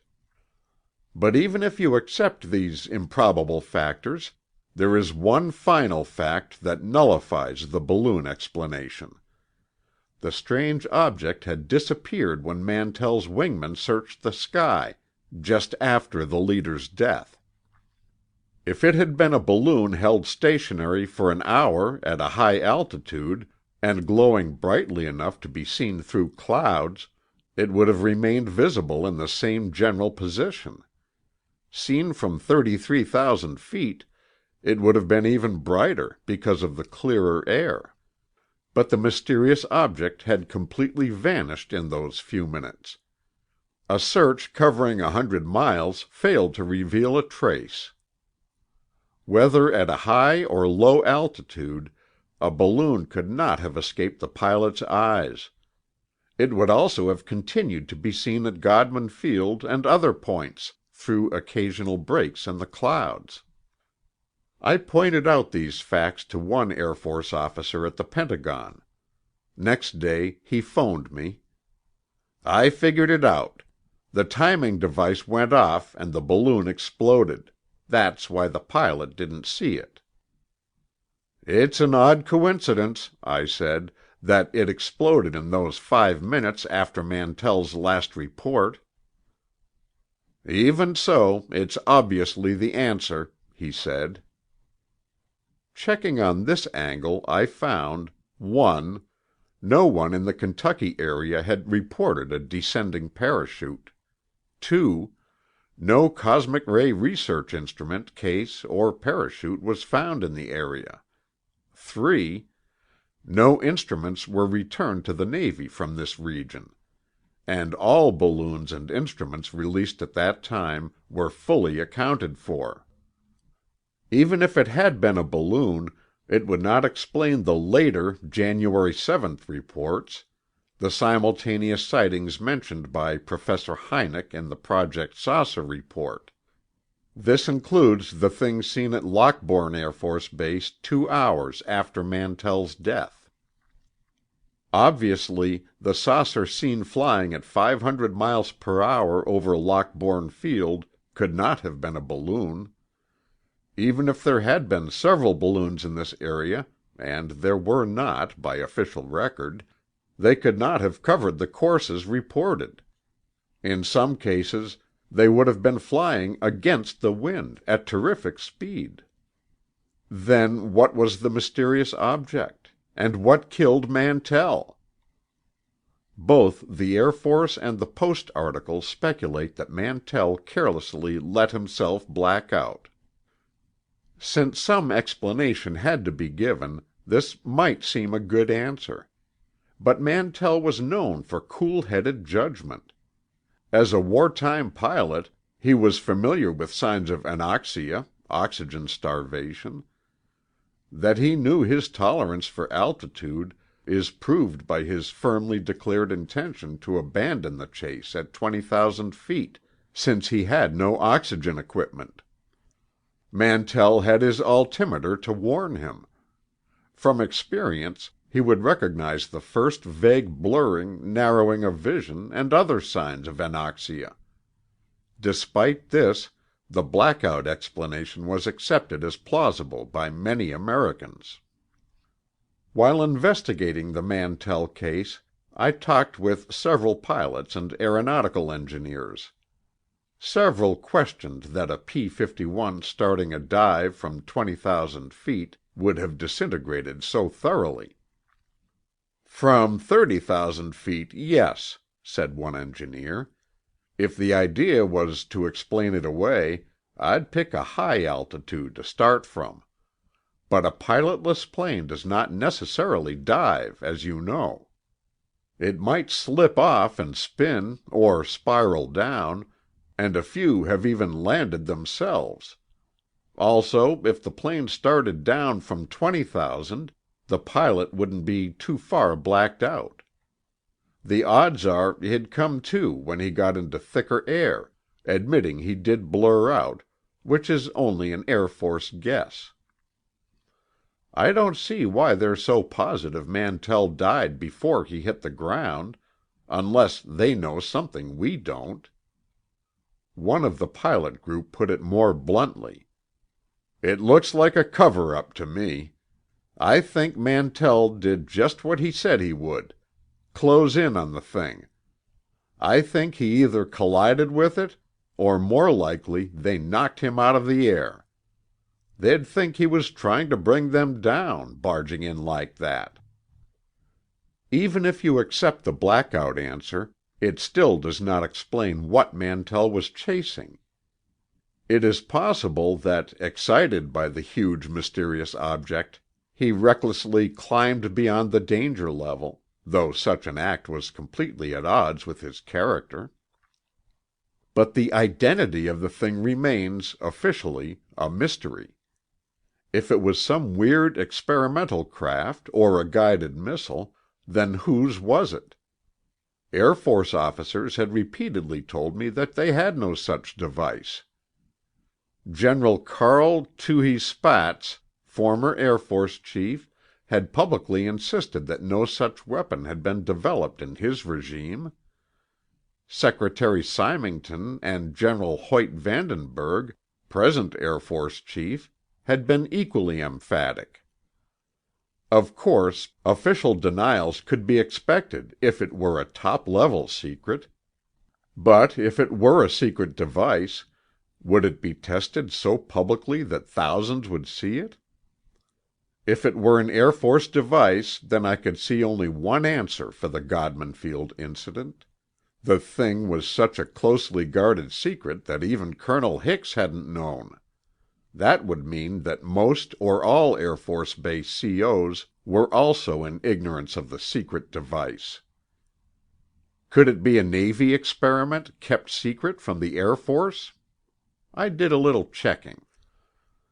Admiral Calvin Bolster, Chief of Aeronautics Research Experimental Craft, was an Annapolis classmate of mine. So was Captain Delmar S. Farney. head of the Navy guided missile program. Farney was at Point Mugu, missile testing base in California, and I wasn't able to see him. But I knew him as a careful, conscientious officer. I can't believe he would let such a device, piloted or not, hover over an Air Force base with no warning to its CO. I saw Admiral Bolster. His denial seemed genuine. Unless he'd got to be a deadpan poker player since our earlier days, I was sure he was telling the truth. The only other alternate was Russia.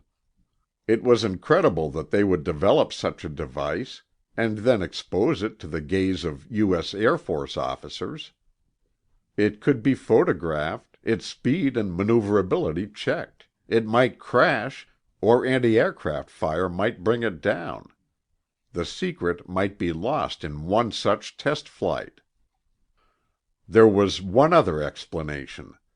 The thing was not intended to be seen. It had got out of control. In this event, the long hovering period at Godman Field was caused by the need for repairs inside the flying saucer, or repairs to remote control apparatus. If it were Air Force or Navy, that would explain official concern. Even if completely free of negligence, the service responsible would be blamed for Mantell's death. If it were Russian, the Air Force would of course try to conceal the fact for fear of public hysteria. But if the device was American, it meant that Project Saucer was a cover-up unit. While pretending to investigate, it would actually hush up reports, make false explanations, and safeguard the secret in every possible way. Also, the reported order for Air Force pilots to pursue the disks would have to be a fake. Instead, there would be a secret order telling them to avoid strange objects in the sky. By the time I finished my checkup, I was sure of one thing. This particular saucer had been real. I was almost positive of one other point, that the thing had been over 30 miles high during part of its flight. I found that, after Mantell's death, it was reported simultaneously from Madisonville, Elizabethtown, and Lexington, over a distance of 175 miles. Professor Hynek's analysis later confirmed this. How low it had been while hovering over Godman, and during Mantell's chase, there was no way to determine. But all the evidence pointed to a swift ascent after Mantell's last report. Had Mantell told Godman Tower more than the Air Force admitted? I went back to the Pentagon and asked for a full transcript of the flight leader's radio messages. I got a quick turn-down. The reports, I was told, were still classified as secret. Requests for pictures of the P-51 wreckage and for a report on the condition of Mantell's body also drew a blank. I had heard that some photographs were taken of the Godman Field saucer from outside the tower, but the Air Force denied knowledge of any such pictures. Puzzling over the riddle, I remembered John Steele, the former intelligence captain. If by any chance he was a plant, it would be interesting to suggest the various answers and watch his reaction. When I phoned him to suggest luncheon, Steele accepted at once. We met at the Occidental on Pennsylvania Avenue. Steele was younger than I had expected, not over 25. He was a tall man, with a crew haircut and the build of a football player. Looking at him the first time, I expected a certain breeziness. Instead, he was almost solemn. "I owe you an apology," he said in a careful voice after we'd ordered. "You probably know I'm a syndicate writer?" I wondered if he'd found out Jack Daly was checking on him. "When you mentioned the press club," I said, I gathered you were in the business." "I'm afraid you thought I was fishing for a lead." Steele looked at me earnestly. "I'm not working on the story. I'm tied up on other stuff." "Forget it," I told him. He seemed anxious to reassure me. "I'd been worried for some time about the saucers. I called you that night on an impulse." "Glad you did," I said. "I need every tip I can get." "Did it help you any?" "Yes, though it still doesn't fit together. But I can tell you this. The saucers are real, or at least one of them." "Which one?" "The thing Captain Mantell was chasing near Fort Knox, before he died." "Oh, that one." Steele looked down at the roll he was buttering. "I thought that case was fully explained. Wasn't he chasing a balloon?" "The Air Force says it's still unidentified." I told him what I had learned. "Apparently you're right. It's either an American or a Soviet missile." "After what you've told me," said Steele, "I can't believe it's ours. It must be Russian." "They'd be pretty stupid to test it over here." "You said it was probably out of control." "That particular one, maybe. But there have been several hundred seen over here. If they found their controls were haywire, they wouldn't keep testing the things until they'd corrected that." The waiter came with the soup, and Steele was silent until he left. "I still can't believe it's our weapon," he said slowly. "They wouldn't have Air Force pilots alerted to chase the things. And I happen to know they do." "There's something queer about this missile angle," I said. "That saucer was seen at the same time by people 175 miles apart. To be that high in the sky, and still look more than 250 feet in diameter, it must have been enormous." Steele didn't answer for a moment. "Obviously that was an illusion," he finally answered. "I'd discount those estimates." "Even Mantell's? And the Godman Field officers'?" "Not knowing the thing's height, how could they judge accurately?" "To be seen at points that far apart, it had to be over 30 miles high," I told him. "It would have to be huge to show up at all." He shook his head.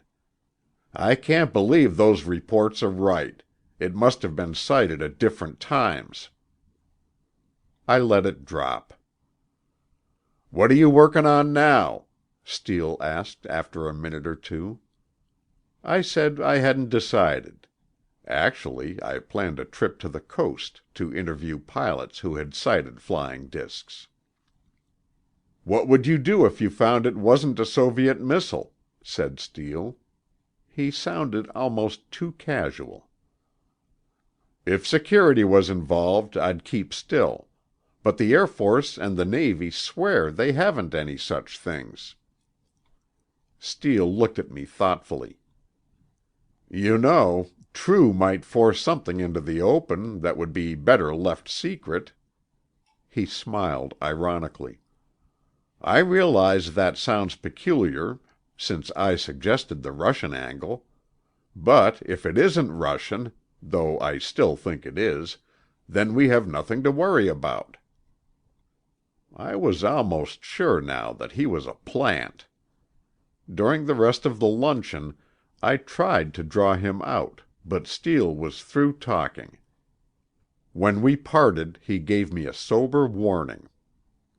"You and True should consider your moral responsibility, no matter what you find. Even if it's not actual security, there may be reasons to keep still." After he left me, I tried to figure it out.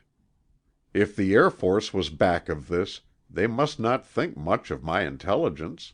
Or else they had been in such a hurry to get a line on True's investigation that they had no choice but to use steel. Of course, it was still possible he was doing this on his own. Either way, his purpose was obvious. He hoped to have us swallow the Soviet missile answer. If we did, then we would have to keep still, even though we found absolute proof. Obviously, it would be dangerous to print that story. Thinking back, I recalled Steele's apparent attempt to dismiss the Mantell case.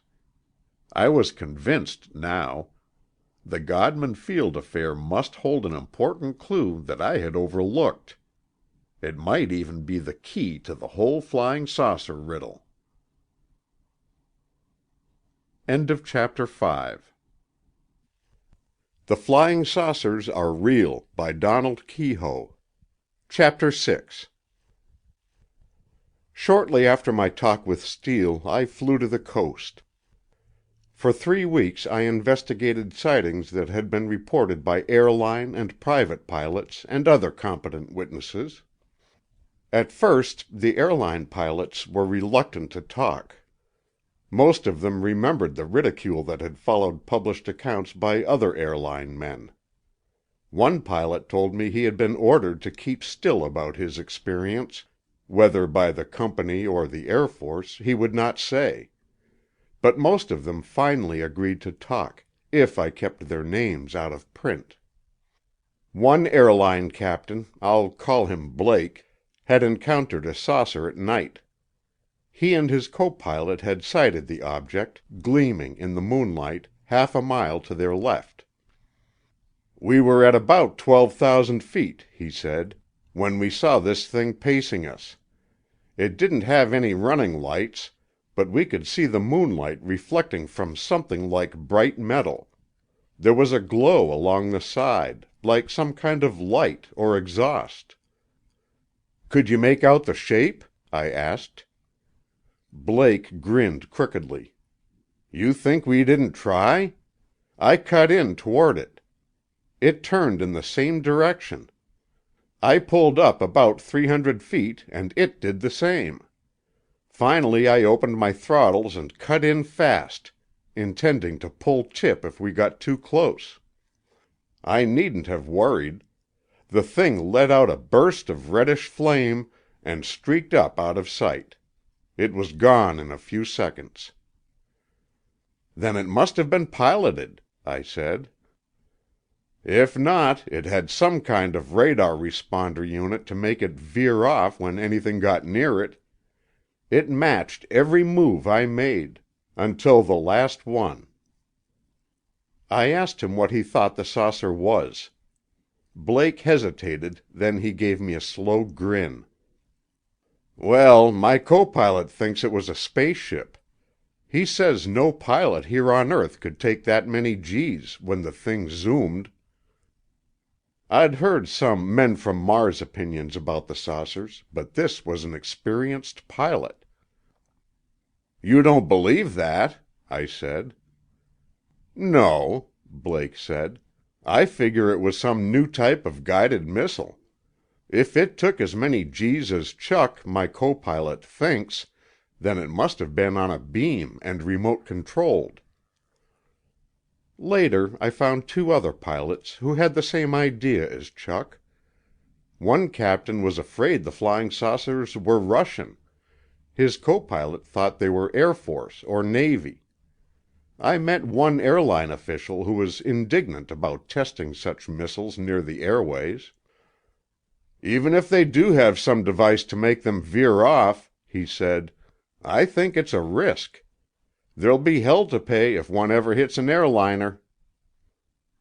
"They've been flying around for 2 years," a line pilot pointed out. "Nobody's had a close call yet. I don't think there's much danger." When I left the coast, I flew to New York. Ken Purdy called in John DuBarry, True's aviation editor, to hear the details. Purdy called him John the Skeptic. After I told them what I had learned, Purdy nodded. "What do you think the saucers are?" asked DuBarry. "They must be guided missiles," I said, "but it leaves some queer gaps in the picture." I had made up a list of possible answers, and I read it to them. 1. The saucers don't exist. They're caused by mistakes, hysteria, and so on. 2. They're Russian guided missiles. 3. They're American guided missiles. 4. The whole thing is a hoax, a psychological warfare trick. "You mean a trick of ours?" said Purdy. "Sure, to make the Soviets think we could reach them with a guided missile. But I don't think that's the answer. I just listed it as a possibility." DuBarry considered this thoughtfully. "In the first place, you'd have to bring thousands of people into the scheme, so the disks would be reported often enough to get publicity. You'd have to have some kind of device, maybe something launched from high-flying bombers, to give the rumors substance. They'd certainly do a better job than this to put it over. And it wouldn't explain the worldwide sightings. Also, Captain Mantell wouldn't kill himself just to carry out an official hoax." "John's right," said Purdy. "Anyway, it's too ponderous. It would leak like a sieve, and the dumbest Soviet agent would see through it." He looked back at my list. "Cross off number 1. There's too much competent testimony, beside the obvious fact that something's being covered up." "That leaves Russian or American missiles," I said, "as Steele first suggested. But there are some points that just won't fit the missile theory." "You've left out one answer," said Purdy. "What's that?" "Interplanetary." "You're kidding," I said. "I didn't say I believed it," said Purdy. "I just say it's possible." DuBarry was watching me. "I know how you feel. That's how it hit me when Ken first said it." "I've heard it before," I said, "but I never took it seriously." "Maybe this will interest you," Purdy said. He gave me a note from Sam Bowl. "Just talked with D," the note ran. D is a prominent aeronautical engineer, the designer of a world-famous plane. "He believes the disks may be interplanetary, and that the Air Force knows it, or at least suspects it. I'm enclosing sketches showing how he thinks the disks operate." "He's not the first one who told us that," said Purdy. "We've heard the same thing from other engineers. Over a dozen airline pilots think they're coming from out in space. And there's a rocket expert at Wright Field who's warned Project Saucer that the things are interplanetary. That's why I'm not writing it off." "Have you read the Project Saucer ideas on space travel?" DuBarry asked me. I told him my copy hadn't reached me. He read me some marked paragraphs in his copy of the preliminary report. "There has been speculation that the aerial phenomena might actually be some form of penetration from another planet. The existence of intelligent life on Mars is not impossible, but is completely unproven. The possibility of intelligent life on the planet Venus is not considered completely unreasonable by astronomers. Scientists concede that living organisms might develop in chemical environments which are strange to us. In the next 50 years, we will almost certainly start exploring space. The chance of space travelers existing at planets attached to neighboring stars is very much greater than the chance of space-traveling Martians. The one can be viewed as almost a certainty." DuBarry handed me the report. "Here, I practically know it by heart. Take it with you. You can send it back later." "I know the space travel idea sounds silly at first," said Purdy, "but it's the only answer that explains all the sightings, especially those in the last century." He asked DuBarry to give me their file of historic reports. While John was getting it, Purdy went on, "Be careful about this man Steele. After what he said about moral responsibility, I'm sure he's planted." I thought back to Steele's warning. I told Purdy, "If he had the space thing in mind, maybe he's right. It could set off a panic that would make that Orson Welles thing look like a picnic." "Certainly it could," Purdy said. "We'd have to handle it carefully, if it turned out to be the truth. But I think the Air Force is making a mistake, if that's what they're hiding. It could break the wrong way and be serious." John DuBarry came back with the file of old reports.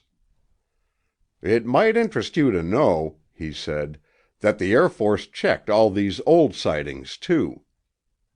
The idea was still a difficult one for me to believe.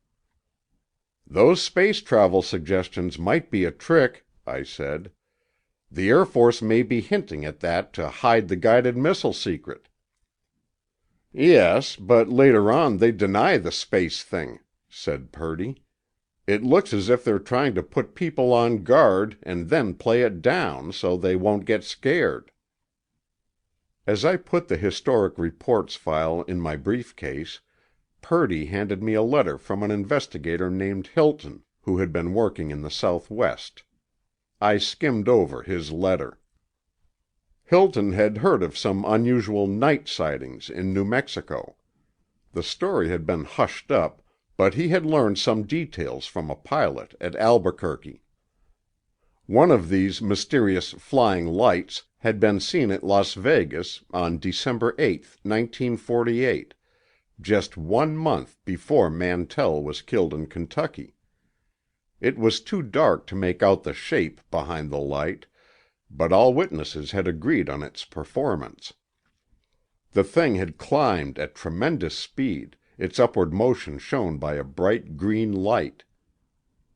Though the green glow was much brighter than a plane's running light, all plane schedules were carefully checked. "I think they were trying to pin it on a jet fighter," the Albuquerque pilot told Hilton. "But there weren't any jets near there. Anyway, the thing climbed too fast. It must have been making close to 900 miles an hour. The Air Force had also checked balloon release times, apparently just for the record, since no balloon could even approach the saucer's terrific ascent. Again, they drew a blank. "From the way this was hushed up," Hilton commented, "they seem to be worried about this group of sightings.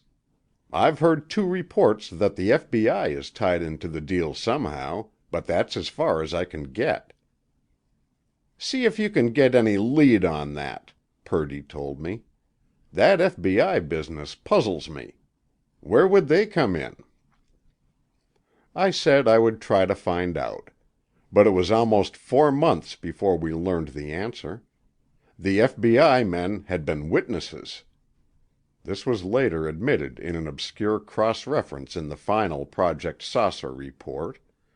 But all official answers to the strange green light sightings had been carefully omitted. The cases concerned were 223, 224, 225, 226, 227, 230, and 231, which will be discussed later. "When you get back to Washington," said Purdy, "see what reaction you get to the interplanetary idea." I had a pretty good idea what the reaction would be, but I nodded. "Okay, I'll go flag a spaceship and be on my way." "Okay, gag it up," said Purdy, "but don't sell it short. If by any chance it's true, it'll be the biggest story since the birth of Christ." End of chapter 6. The Flying Saucers Are Real by Donald Keyhoe. Chapter 7. It was dark when the airliner limousine reached LaGuardia Field.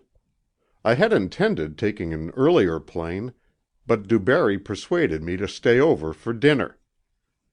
We dropped into the Algonquin, next door to True's office building. Halfway through dinner, I asked John what he thought of the space travel answer. "Oh, it's possible," he said cautiously. "The time and space angles make it hard to take, but if we're planning to explore space within 50 years, there's no reason some other planet people couldn't do it. Of course, if they've been observing us for over a century, as those old sightings seem to indicate, they must be far ahead of us, at least in technical progress." Later on, he said thoughtfully, "Even though it's possible, I hate to think it's the answer. Just imagine the impact on the world. We'd have to reorient our whole lives, and things are complicated enough already." Standing at the gate, waiting for my plane to be called, I thought over that angle.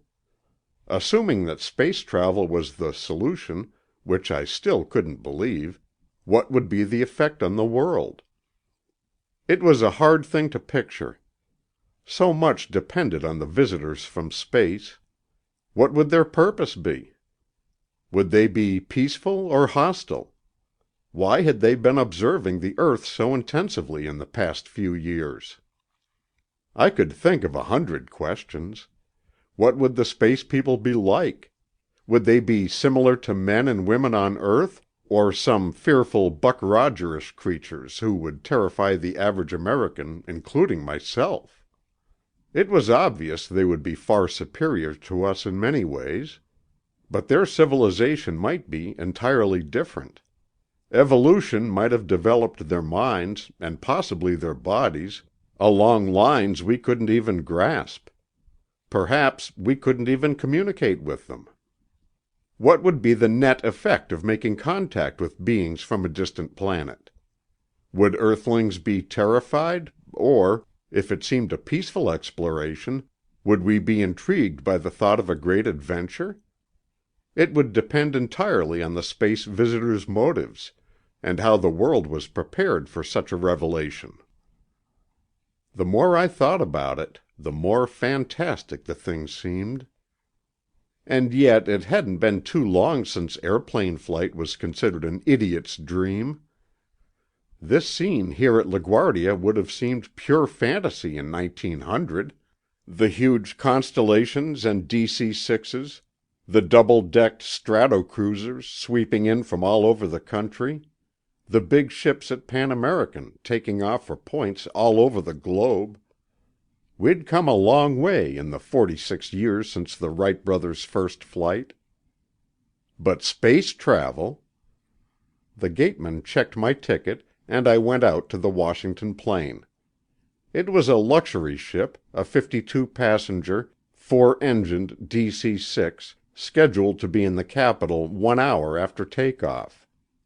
By morning, this plane, the Aztec, would be in Mexico City. The couple going up the gangway ahead of me were in their late 60s. 50 years ago, what would they have said if someone had predicted this flight? The answer to that was easy. At that time, high school songbooks featured a well-known piece entitled "Darius Green and His Flying Machine." Darius, it seems, was a simple-minded lad who actually thought he could fly. 50 years. That was the time the Air Force had estimated it would take us to start exploring space. Would Americans come to accept space travel as matter-of-factly as the people now boarding this plane? The youngsters would, probably. The older ones, as a rule, would be a little more cautious. In the oval lounge at the rear of the plane, I took out the file of old sighting reports. Glancing through it, I saw excerpts from 19th century astronomical and scientific journals and extracts from official gazettes. Most of the early sightings had been in Great Britain and on the continent, with a few reports scattered around the world. The American reports did not begin until the latter part of the century. The DC-6 rolled out and took off. For a few minutes, I watched the lights of Manhattan and Greater New York twinkling below. The Empire State Building tower was still above us as the plane banked over the East River. We climbed quickly, and the familiar outline of Manhattan took shape like a map pinpointed with millions of lights. Any large city seen from the air at night has a certain magic, New York most of all. Looking down, I thought, what would a spaceman think, seeing this brilliantly lighted city, the towering skyscrapers? Would other planets have such cities, or would it be something new and puzzling to a visitor from space? Turning back to the old reports, I skipped through until I found the American sightings. One of the first was an incident at Bonham, Texas, in the summer of 1873. It was broad daylight when a strange, fast-moving object appeared in the sky, southwest of the town. For a moment the people of Bonham stared at the thing, not believing their eyes. The only flying device then known was the drifting balloon. But this thing was tremendous, and speeding so fast its outlines were almost a blur. Terrified farmers dived under their wagons. Townspeople fled indoors. Only a few hardy souls remained in the streets. The mysterious object circled Bonham twice, then raced off to the east and vanished. Descriptions of the strange machine varied from round or oval to cigar-shaped. The details of the Bonham sighting were later confirmed for me by Frank Edwards, Mutual Network newscaster, who investigated this case. 24 hours after the Bonham incident, a device of the same description appeared at Fort Scott, Kansas. Panic-stricken soldiers fled the parade ground as the thing flashed overhead. In a few seconds it disappeared, circling toward the north. Until now, I had supposed that the term saucer was original with Kenneth Arnold. Actually, the first to compare a flying object with a saucer was John Martin, a farmer who lived near Denison, Texas. The Denison Daily News of January 25, 1878, gives the following account. From Mr. John Martin, a farmer who lives some 6 miles south of this city, we learn the following strange story. Tuesday morning, while out hunting, his attention was directed to a dark object high up in the southern sky. The peculiar shape and velocity with which the object seemed to approach riveted his attention, and he strained his eyes to discover its character. When first noticed, it appeared to be about the size of an orange, which continued to grow in size. After gazing at it for some time, Mr. Martin became blind from long looking and left off viewing it for a time in order to rest his eyes. On resuming his view, the object was almost overhead and had increased considerably in size, and appeared to be going through space at wonderful speed. When directly over him it was about the size of a large saucer, and was evidently at great height. Mr. Martin thought it resembled, as well as he could judge, a balloon. It went as rapidly as it had come, and was soon lost to sight in the heavenly skies. Mr. Martin is a gentleman of undoubted veracity, and this strange occurrence, if it was not a balloon, deserves the attention of our scientists. In the file I saw a memo DuBarry had written. I would take the very early reports with caution. For instance, the one on August 9, 1762, which describes an odd, spindle-shaped body traveling at high speed toward the sun. I recall that Charles Fort accepted this, along with other early sightings, as evidence of space ships. But this particular thing might have been a meteor. Meteors as such were almost unknown then. The later reports are more convincing, and it is also easier to check the sources, especially those from 1870 on. From 1762 to 1870 the reports were meager. Some described mysterious lights in the sky. A few mentioned round objects seen in daylight. Even though they were not so fully documented as later ones, one point struck me. In those days there was no telegraph, telephone, or radio to spread news rapidly and start a flood of rumors. A sighting in Scotland could not be the cause of a similar one 2 days later in the south of France. Beginning in 1870, there was a series of reports that went on to the turn of the century. In the London Times, September 26, 1870, there was a description of a queer object that was seen crossing the moon. It was reported as elliptical, with some kind of tail, and it took almost 30 seconds to complete its passage of the moon. Then, in 1871, a large, round body was sighted above Marseille, France. This was on August 1st. It moved slowly across the sky, apparently at great height, and was visible about 15 minutes.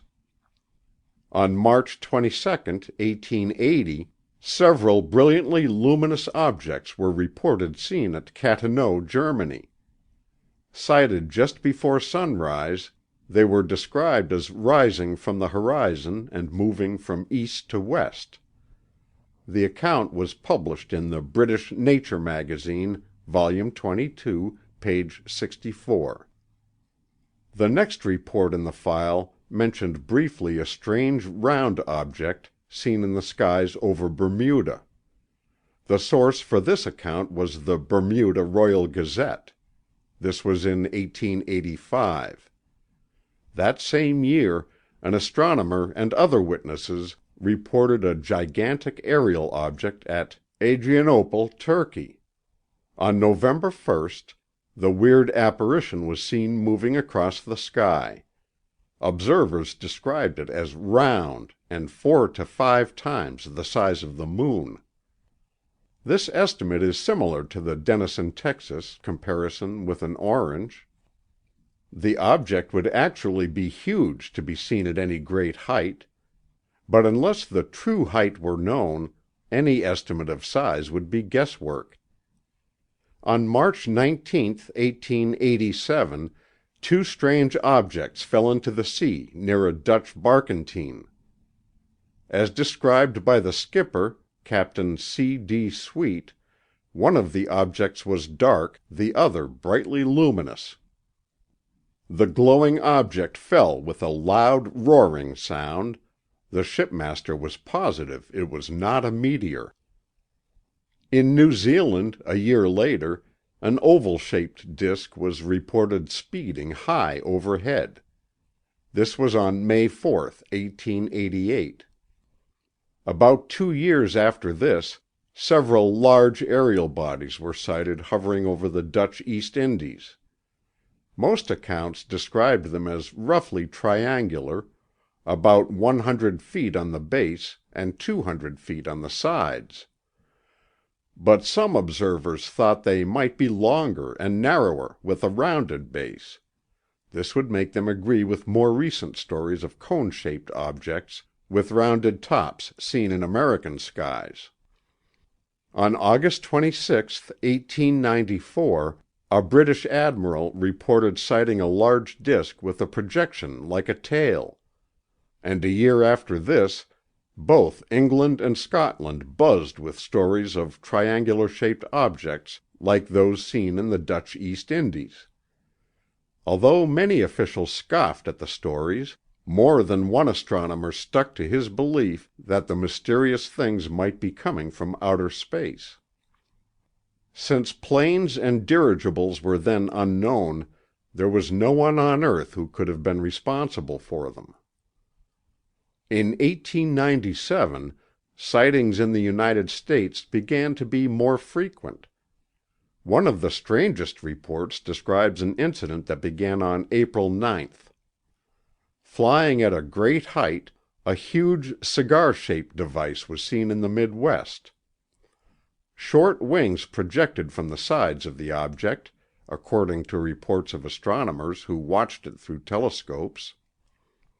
For almost a week, the aerial visitor was sighted around the Midwest, as far south as St. Louis and as far west as Colorado. Several times, red, green, and white lights were seen to flash in the sky. Some witnesses thought the crew of this strange craft might be trying to signal the earth. On April 16th, the thing, whatever it was, disappeared from the Midwest. But on April 19th, the same object, or else a similar one, appeared over West Virginia. Early that morning the town of Sisterville was awakened by blasts of the sawmill whistle. Those who went outside their homes saw a strange sight. From a torpedo-shaped object overhead, dazzling searchlights were pointing downward, sweeping the countryside. The thing appeared to be about 200 feet long, some 30 feet in diameter, with stubby wings and red and green lights along the sides. For almost 10 minutes the aerial visitor circled the town, then it swung eastward and vanished. The next report was published in the U.S. Weather Bureau's monthly Weather Review. On page 115 in the March 1904 issue, there is an account of an odd sighting at sea. On February 24, 1904, a mysterious light had been seen above the Atlantic by crew members of the USS Supply. It was moving swiftly and evidently at high altitude. The report was attested by Lieutenant Frank H. Schofield, U.S. Navy. On July 2, 1907, a mysterious explosion occurred in the heavens near Burlington, Vermont. Some witnesses described a strange, torpedo-shaped device circling above. Shortly after it was seen, a round, luminous object flashed down from the sky, then exploded. Weather Review, 1907, page 310. Another cigar-shaped craft was reported at a low altitude over Bridgewater, Massachusetts, in 1905. Like the one at Sisterville, it carried searchlights, which swept back and forth across the countryside. After a few moments, the visitor rose in a steep climb and the searchlights blinked out. There was no report for 1909 in America, though an odd aerial object was sighted near the Galapagos Islands. But in 1910, one January morning, a large silvery cigar-shaped device startled Chattanooga. After about 5 minutes, the thing sped away, appearing over Huntsville, Alabama, shortly afterward. It made a second appearance over Chattanooga the next day, then headed east and was never seen again.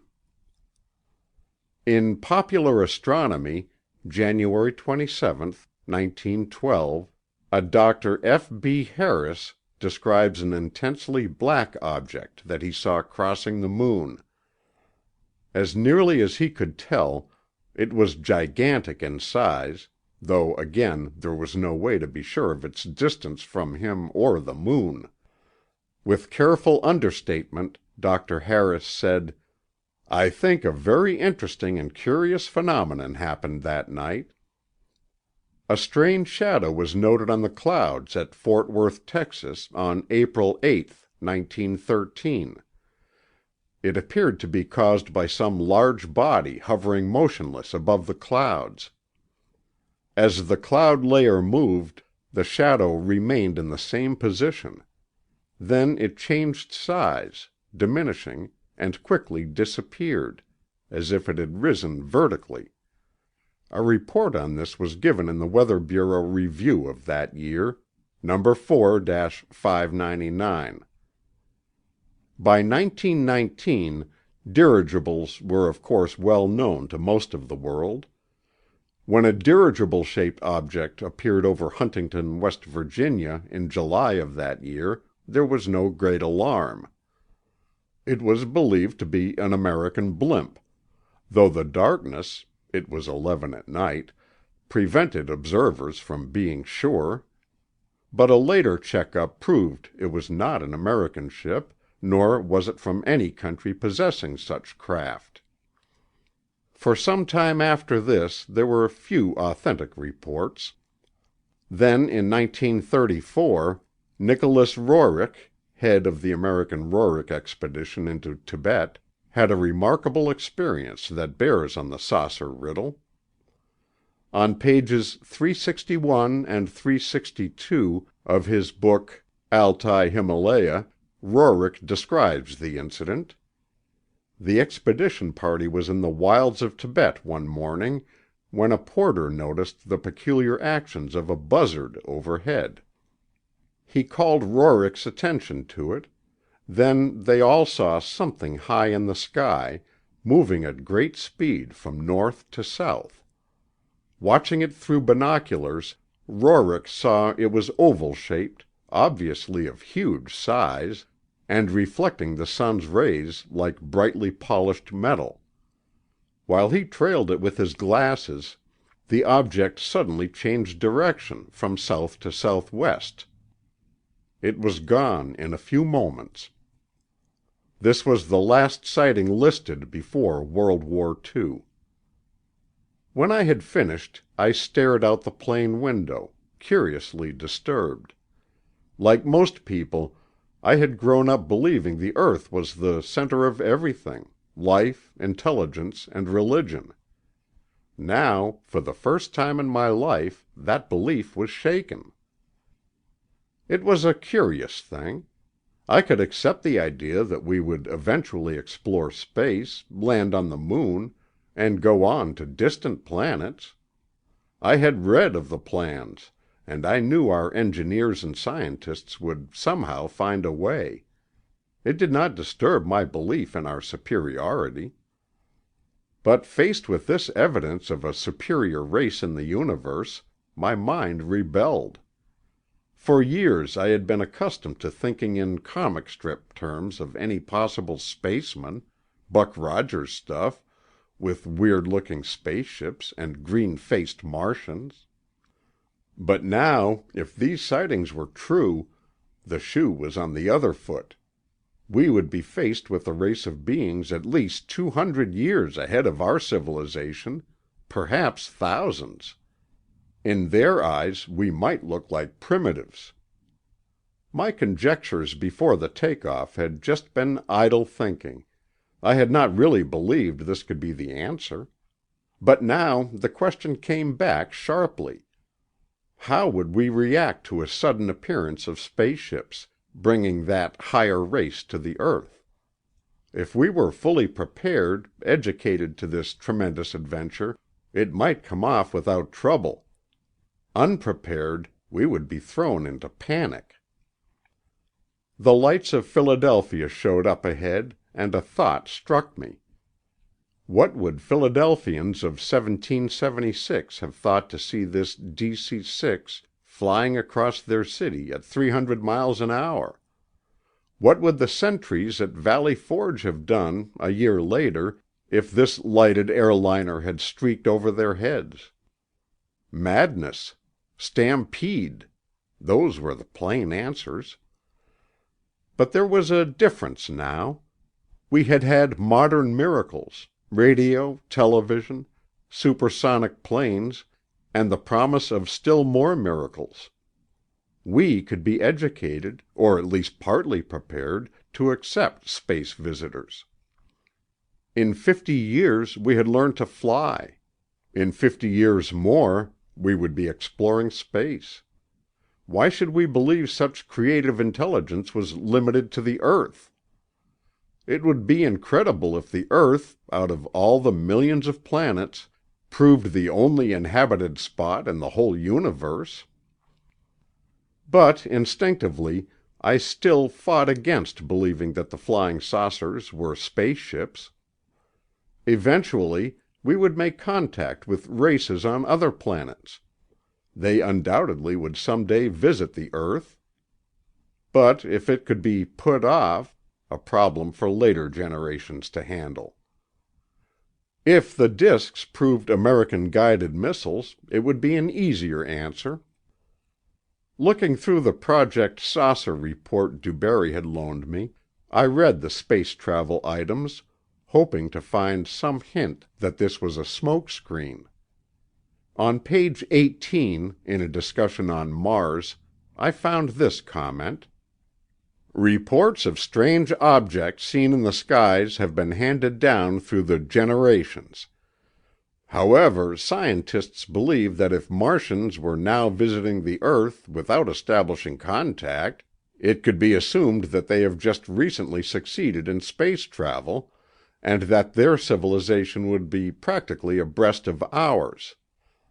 This because they find it hard to believe that any technically established race would come here, flaunt its ability in mysterious ways over the years, but each time simply go away without ever establishing contact. There could be several answers to that. The Martians might not be able to live in our atmosphere, except in their sealed spaceships. They, or some other planet race, could have observed us periodically to check on our slow progress. Until we began to approach their level of civilization, or in some way caused them concern, they would probably see no reason for trying to make contact. But somehow I found a vague comfort in the argument, full of holes though it was. Searching further, I found other space travel comments. On one page, the Air Force admitted it was almost a certainty that space travelers would be operating from planets outside the solar system. But on the following page, I discovered this sentence. Thus, although visits from outer space are believed to be possible, they are thought to be highly improbable. What was the answer? Was this just a wandering discussion of possibilities, badly put together, or was it a hint of the truth? It could be the first step in preparing America for a revelation. It could also be a carefully thought-out trick. This whole report might be designed to conceal a secret weapon. If the Air Force or the Navy did have a secret missile, what better way to distract attention? The old sighting reports could have been seized on as a build-up for space travel hints. Then, suddenly, it hit me. Even if it were a smokescreen, what of those old reports? They still remained to be unanswered. There was only one possible explanation, unless you discarded the sightings as lies. That meant discrediting many reliable witnesses, naval officers, merchant shipmasters, explorers, astronomers, ministers, and responsible public officials. Beside all these, there had been thousands of other witnesses where large groups had seen the objects. The answer seemed inevitable, but I held it off. I didn't want to believe it, with all the changes it might bring, the unpredictable effect upon our civilization. If I kept on checking, I might find evidence that would bring a different explanation for the present saucers. DuBarry had put another group of reports in the envelope. This series covered the World War II phase and on up to the outbreak of the saucer scare in the United States. Some of it, about the Foo Fighters, I already knew. This was tied in with the mystery rockets reported over Sweden. The first Swedish sightings had occurred during the early part of the war. Most of the so-called ghost rockets were seen at night, moving at tremendous speed. Since they came from the direction of Germany, most Swedes believed that guided rockets were the answer. During the summer of 1946, after the Russians had taken over Peenemünde, the Nazi missile test base, Ghost rockets again were reported flying over Sweden. Some were said to double back and fly into Soviet areas. Practically all were seen at night, and therefore none had been described as a flying disk. Instead, they were said to be colored lights, red, green, blue, and orange, often blurred from their high speed. But there was a puzzling complication. Mystery lights, and sometimes flying disks, were simultaneously reported over Greece, Portugal, Turkey, Spain, and even French Morocco. Either there were two answers, or some nation had developed missiles with an incredibly long range. By January 1947, ghost rocket sightings in Europe had diminished to less than one a month. Oddly enough, the first disk report admitted by Project Saucer was in this same month. The first 47 case detailed by Project Saucer occurred at Richmond, Virginia. It was about the middle of April. A Richmond weather observer had released a balloon and was tracking it with a theodolite when a strange object crossed his field of vision. He swung the theodolite and managed to track the thing, despite its high speed. The actual speed and altitude, the latter determined by a comparison of the balloon's height at various times, have never been released.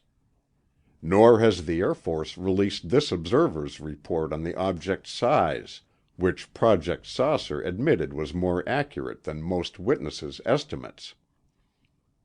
About the 17th of May, 1947, a huge oval-shaped saucer, 10 times longer than its diameter, was sighted by Byron Savage, an Oklahoma City pilot. 2 days later, another fast-flying saucer was reported at Manitou Springs, Colorado. In the short time it was observed, it was seen to change direction twice, maneuvering at an unbelievable speed. Then on June 24th came Kenneth Arnold's famous report, which set off the saucer scare. The rest of the story I now knew almost by heart. When the DC-6 landed at Washington, I had made one decision. Since it was impossible to check up on most of the old sightings, I would concentrate on certain recent reports, cases in which the objects had been described as spaceships. As I waited for a taxi, I looked up at the sky. It was a clear summer night, without a single cloud. Beyond the low hill to the west, I could see the stars. I can still remember thinking, if it's true, then the stars will never again seem the same. End of chapter 7. The Flying Saucers Are Real by Donald Keyhoe. Chapter 8. Next morning in the broad light of day, the idea of space visitors somehow had lost its menace. If the disks were spaceships, at least they had shown no sign of hostility, so far as I knew. Of course there was Mantell, but if he had been downed by some weapon on the disk, it could have been self-defense. In most cases the saucers retreated at the first sign of pursuit. My mind was still reluctant to accept the space travel answer in spite of the old reports. But I kept thinking of the famous aircraft designer who thought the disks were spacecraft, the airline pilots Purdy had mentioned, Blake's co-pilot, Chuck. Now that I recalled it, Blake had been more embarrassed than seemed called for when he told about Chuck. Perhaps he had been the one who believed the saucers were spaceships, instead of his absent co-pilot. After breakfast, I went over the list of sightings since June 1947. There were several saucers that actually had been described as projectile-like ships. The most famous of all was the Eastern Airlines case. It was 8:30 p.m., July 23, 1948, when an Eastern Airlines DC-3 took off from Houston, Texas, on a flight to Atlanta and Boston. The airliner captain was Clarence S. Childs. During the war, he had been in the Air Transport Command, with the rank of lieutenant colonel. He had 8,500 flying hours. His first officer was John B. Whitted, a wartime pilot on B-29s. Both men were known in Eastern as careful, conservative pilots. It was a bright, moonlit night, with scattered clouds overhead. The DC-3 was 20 miles west of Montgomery, at 2:45 a.m., when a brilliant projectile-like craft came hurtling along the airway. Childs saw it first and took it to be a jet plane. But the next instant, both pilots saw that this was no jet fighter. "It was heading southwest," Childs said later, "exactly opposite to our course. Whatever it was, it flashed down toward us at terrific speed. We veered to the left. It veered sharply too, and passed us about 700 feet to the right. I saw then that it had no wings." The mystery ship passed on Whitted's side, and he had a fairly close look. "The thing was about 100 feet long, cigar-shaped, and wingless," he described it. "It was about twice the diameter of a B-29 with no protruding fins." Captain Childs said the cabin appeared like a pilot compartment, except for its eerie brilliance. Both he and Whitted agreed it was as bright as a magnesium flare. They saw no occupants, but at their speed this was not surprising. "An intense dark blue glow came from the side of the ship," Childs reported. It was later suggested by engineers that the strange glare could have come from a power plant of unusual type. "It ran the entire length of the fuselage, like a blue fluorescent light. The exhaust was a red-orange flame, with a lighter color predominant around the outer edges." Both pilots said the flame extended 30 to 50 feet behind the ship. As it passed, Childs noted a snout like a radar pole. Both he and Whitted glimpsed 2 rows of windows.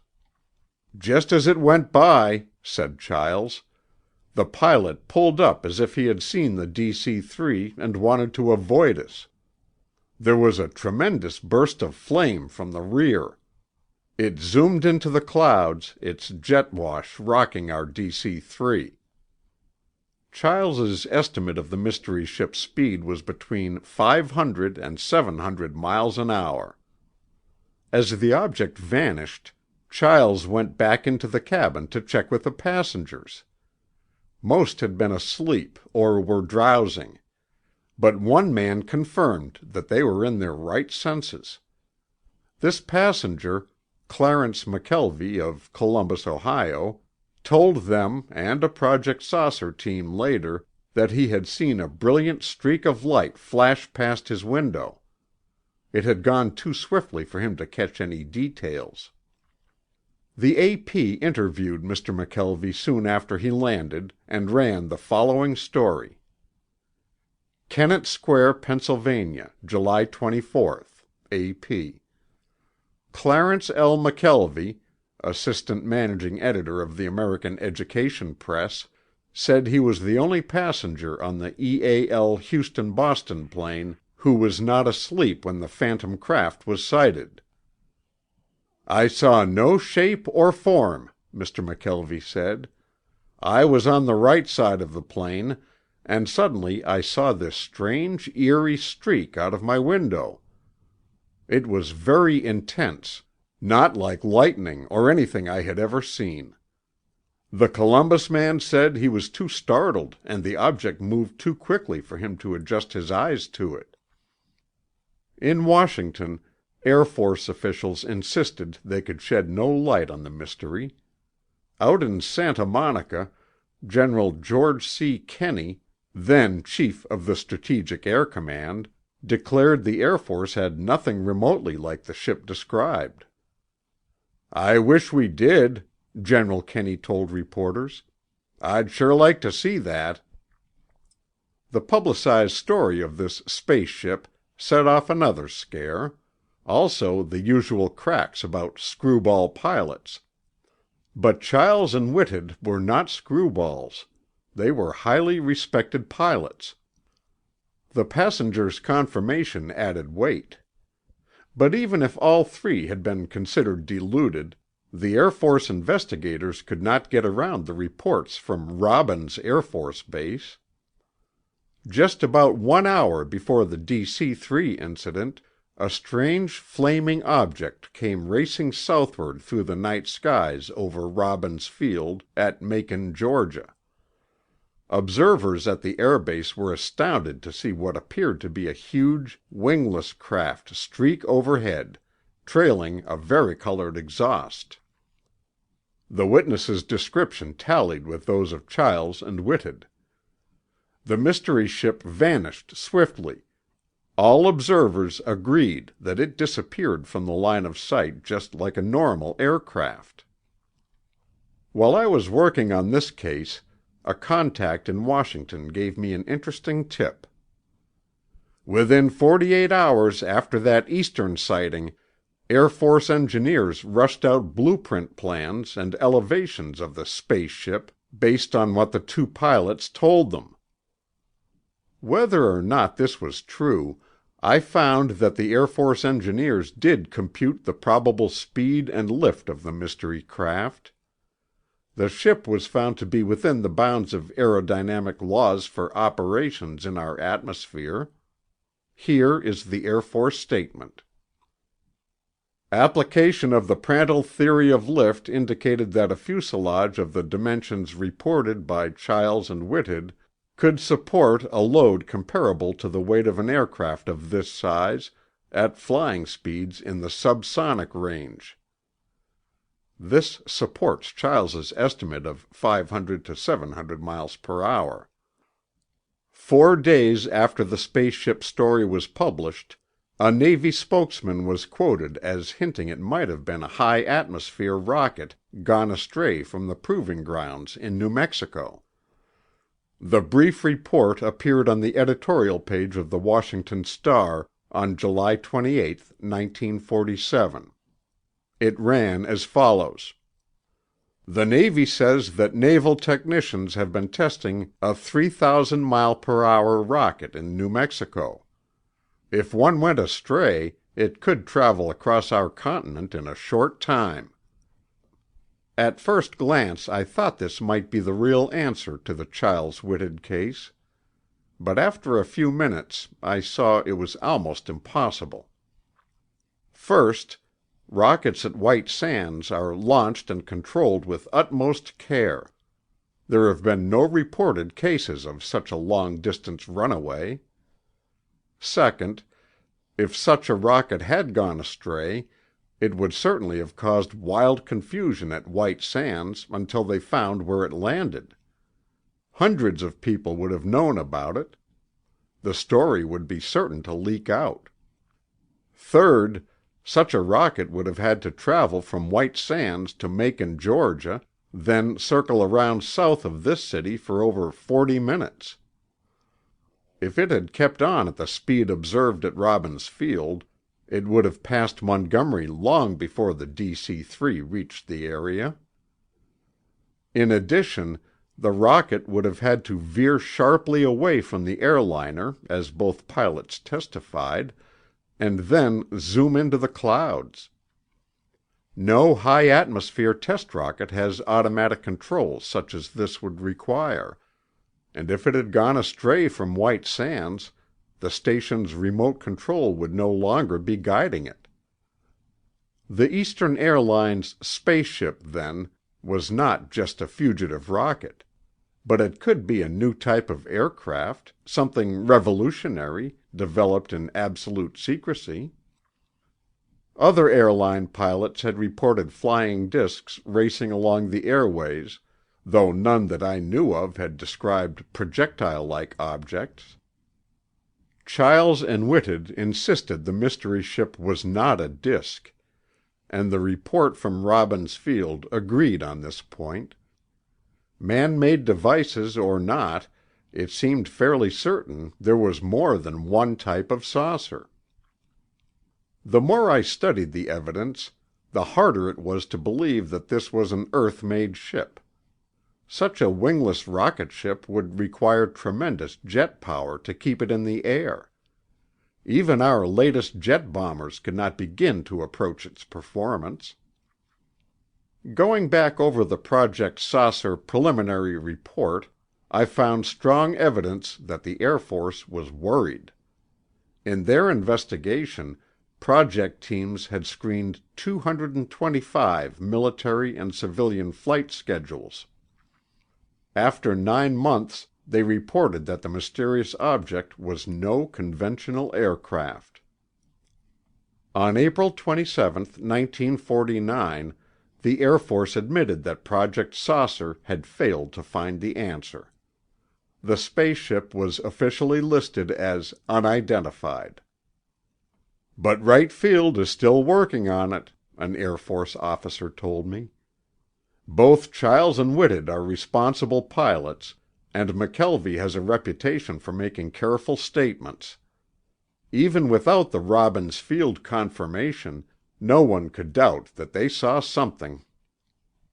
The Chiles-Whitted spaceship was not the first of this type to be reported. Another wingless aircraft was sighted in August 1947 by 2 pilots for an Alabama flying service. It was at Bethel, Alabama, just after sunset, when a huge black wingless craft swept across their course. Silhouetted against the evening sky, it loomed larger than a C-54. The pilots saw no wings, motors, or jet exhausts. Swinging in behind the mystery ship, they attempted to follow. But at their speed of 170 miles per hour, they were quickly outdistanced. Careful checking showed there were no other planes nearby that could have been mistaken for this strange craft. On New Year's Day, 1948, a similar rocket-shaped object was sighted at Jackson, Mississippi. It was first seen by a former Air Force pilot and his passenger, and later by witnesses on the ground.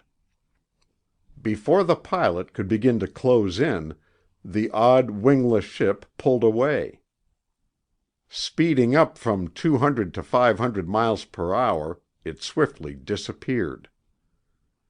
Besides these 2 cases, already on record, I had the tips Purdy had given me. One wingless ship was supposed to have been seen 3 or 4 days before the Chiles-Whitted sighting. Like the thing they reported, the unidentified craft was a double-decked spaceship, but moving at an even higher speed.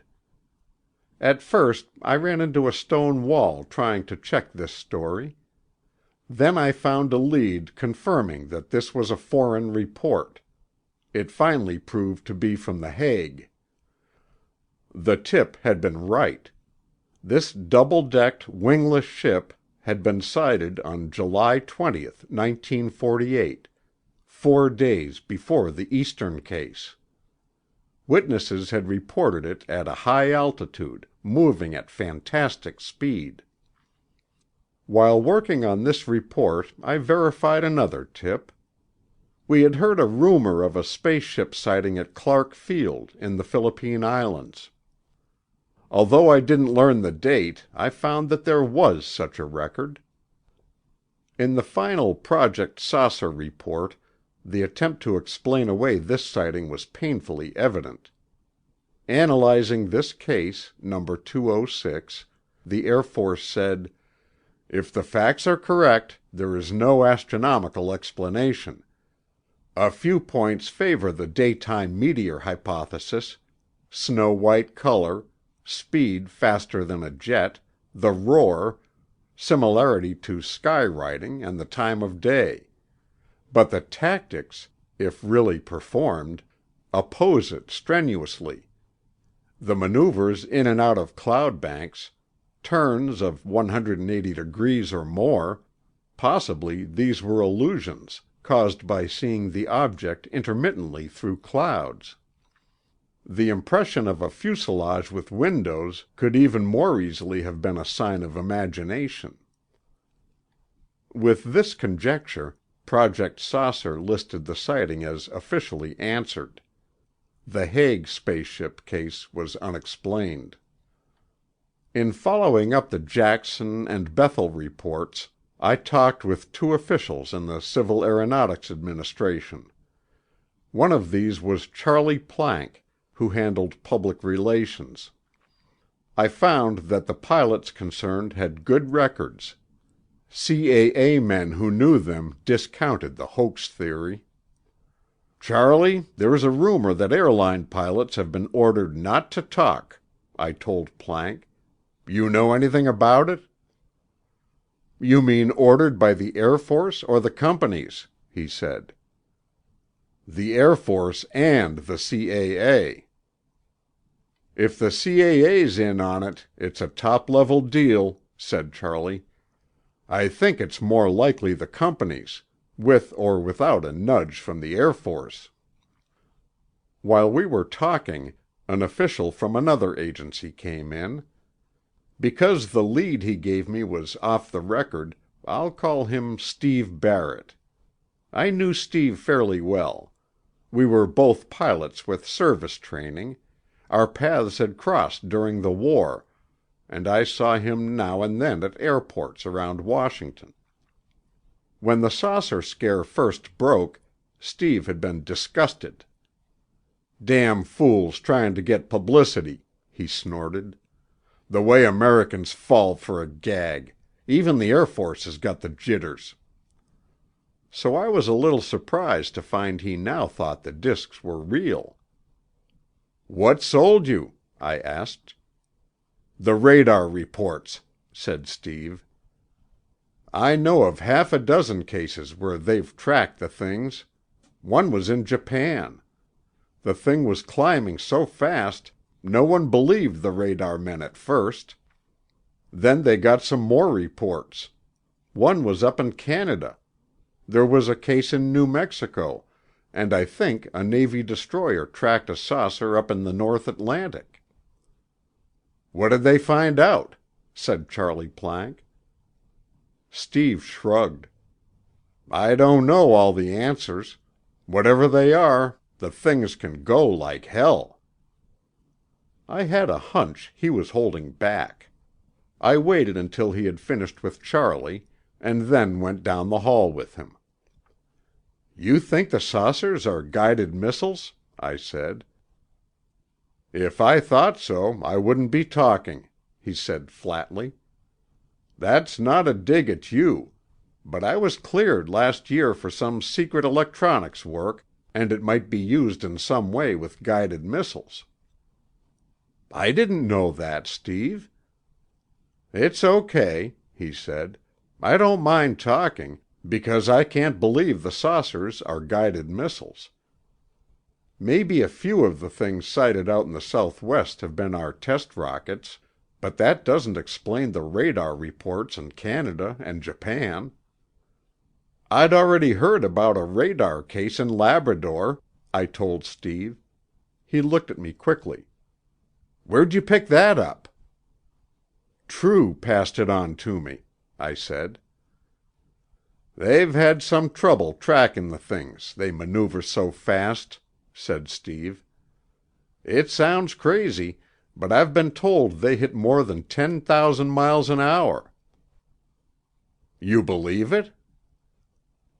"Well, it's not impossible. Those saucers were tracked about 50 miles up, where there's not much resistance."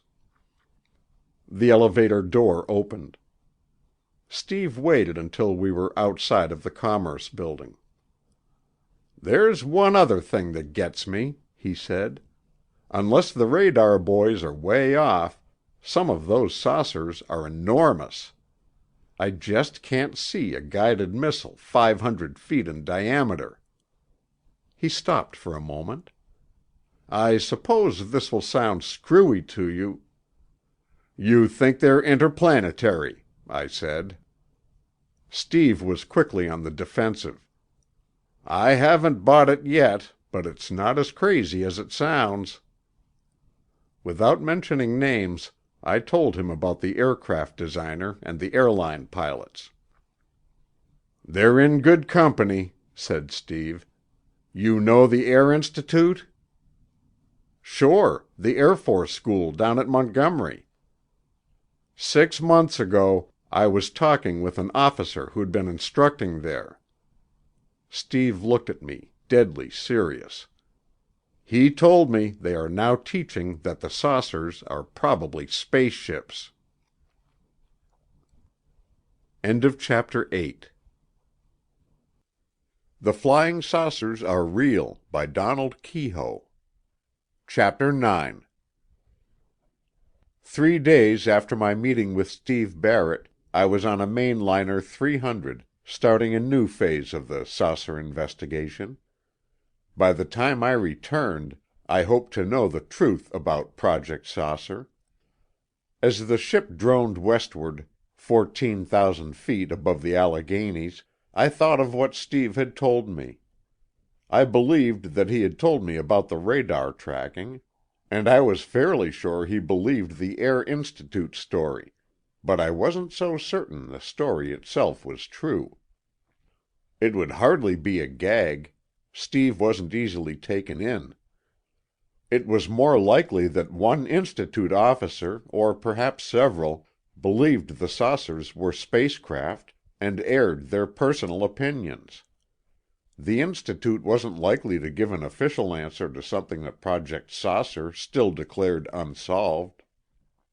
If it were possible to get an inside look at Project Saucer operations, I could soon tell whether it was an actual investigation or a deliberate cover-up for something else. Whichever it was, the wall of official secrecy still hid it.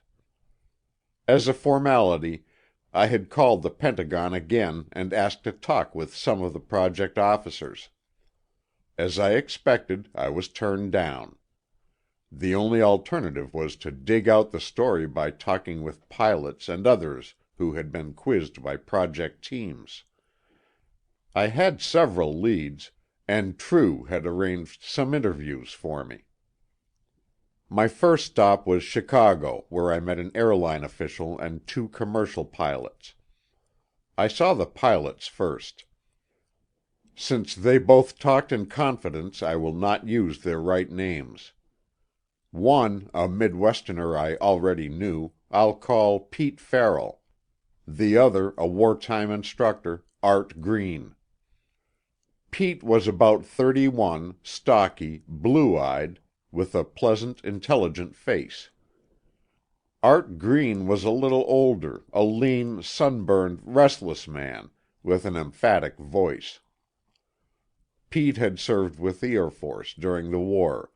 He was now part owner of a flying school, also a pilot in the Air National Guard. Green was working for an air charter service. We met at the Palmer House. Art Green didn't need much prompting to talk about Project Saucer. After reporting a disk seen during a West Coast flight, he had been thoroughly grilled by a Project Saucer team. "They practically took me apart," he said irritably. "They've got a lot of trick questions. Some of them are figured out to trip up anybody faking a story. The way they worked on me, you'd think I'd committed a murder.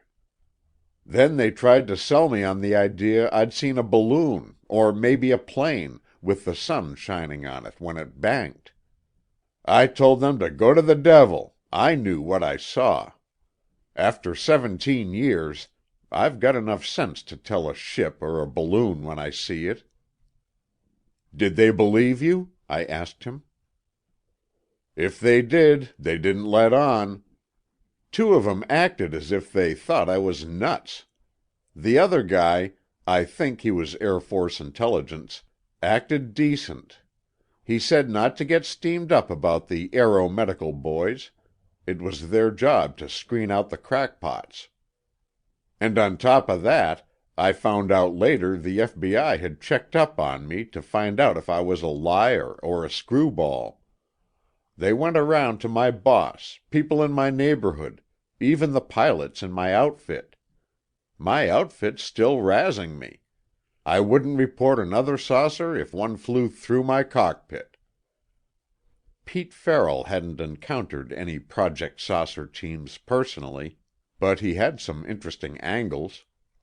Some of the information had come from commercial and private pilots in the Midwest, part of it through National Guard contacts. "I can tell you one thing," Pete said. "Guard pilots got the same order as the Air Force. If we saw anything peculiar flying around, we were to do our damnedest to identify it." "What about trying to bring one down? I've heard that was in one order." Pete hesitated for a second. "Look, I told you that much because it's been in the papers. But I'm still in the Guard. I can't tell you the order itself. It was confidential." "Well, I'm not in the Guard," said Art Green. He lit a cigarette, blew out the match. "Why don't you look into the Gorman case? Get the dope on that court-martial angle." I'd heard of the Gorman case, but the court-martial thing was new to me. Gorman, I recalled, was a fighter pilot in the North Dakota Air National Guard. He had a mystifying encounter with a strange, fast-moving light over Fargo Airport in the fall of 1948. "That case is on my list," I told Green. "But I don't remember anything about a court-martial." "It wasn't in the papers. But all the pilots up that way know about it. In his report, Gorman said something about trying to ram the thing. The idea got around that Air Force orders had said to try this. Anyway, it got into the papers, and Gorman almost got court-martialed. If his family hadn't had some influence in the state, the Air Force probably would have pushed it." "Are you sure about this?" I said. "You know how those things build up." "Ask Gorman," he said, "or ask some of the pilots at Fargo." Before I left them, Green double-checked my report on his sighting, which Hilton had forwarded. As in the majority of cases, he had seen just one disk. It had hovered at a very high altitude, gleaming in the sun, then had suddenly accelerated and raced off to the north.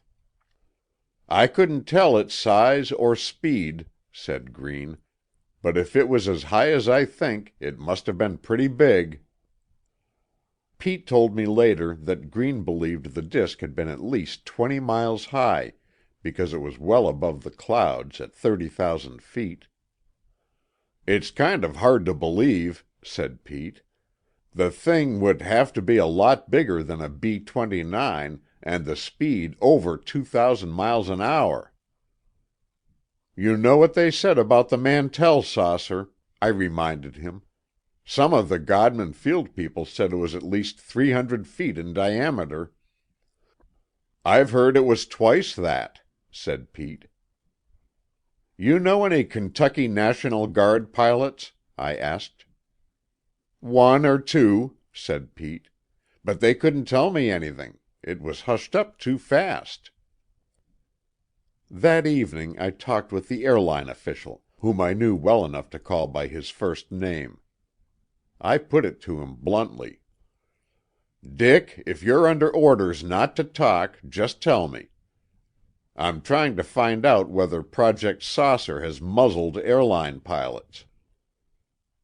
"You mean the ones who've sighted things? Perhaps in a few cases. But most of the pilots know what happened to Captain Emil Smith, on United, and those Eastern pilots.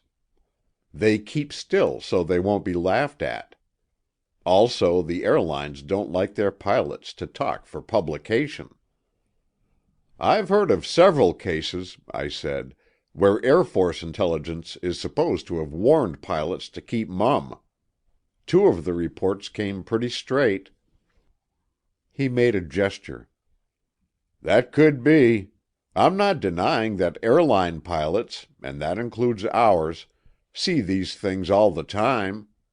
They've been sighted on the Seattle-Alaska route, and between Anchorage and Japan. I know of several saucers that pilots have seen between Honolulu and the mainland. Check with Pan American. You'll find their pilots have seen them too." "What happens to those reports?" "They go to operations," said Dick. "Of course, if something really important happens, the pilot may radio the tower before he lands.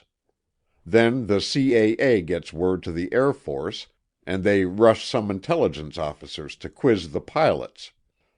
If it's not too hot, they'd come from right field, regular Project Saucer teams. Otherwise, they'd send the nearest intelligence officers to take over temporarily." I asked him if he had ever been in on one of these sessions. Dick said he hadn't. "But a couple of pilots talked to me later. They said these Air Force men seemed quite upset about it.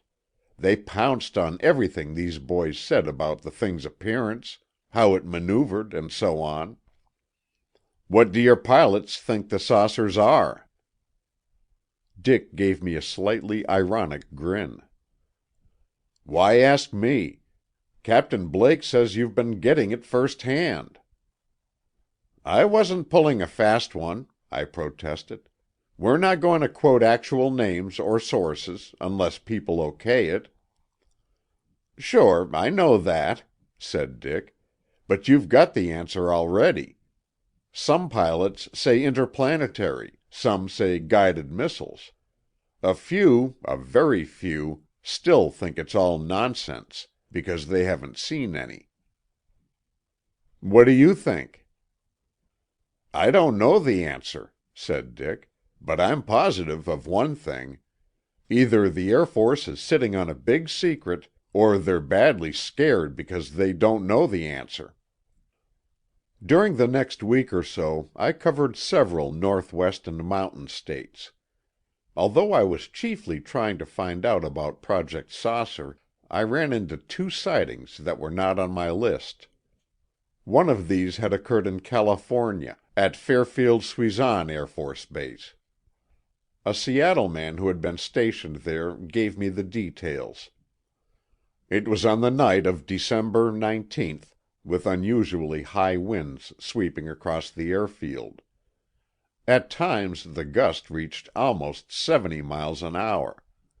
Suddenly a weird ball of light flashed into view at a height of 1,000 feet.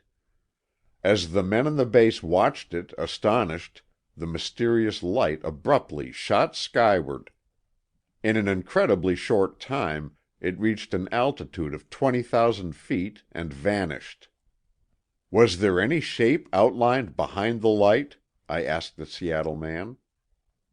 "Nobody saw any," he replied.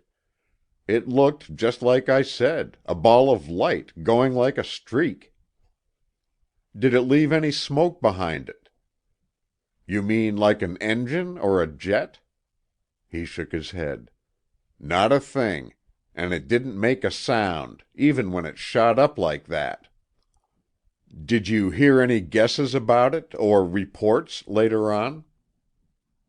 "Some major who didn't see it said it must have been a balloon. Anybody with brains could see that was screwy. No balloon ever went up that fast, and besides, the thing was going against the wind." The second incident occurred at Salmon Dam, Idaho, on August 13, 1947.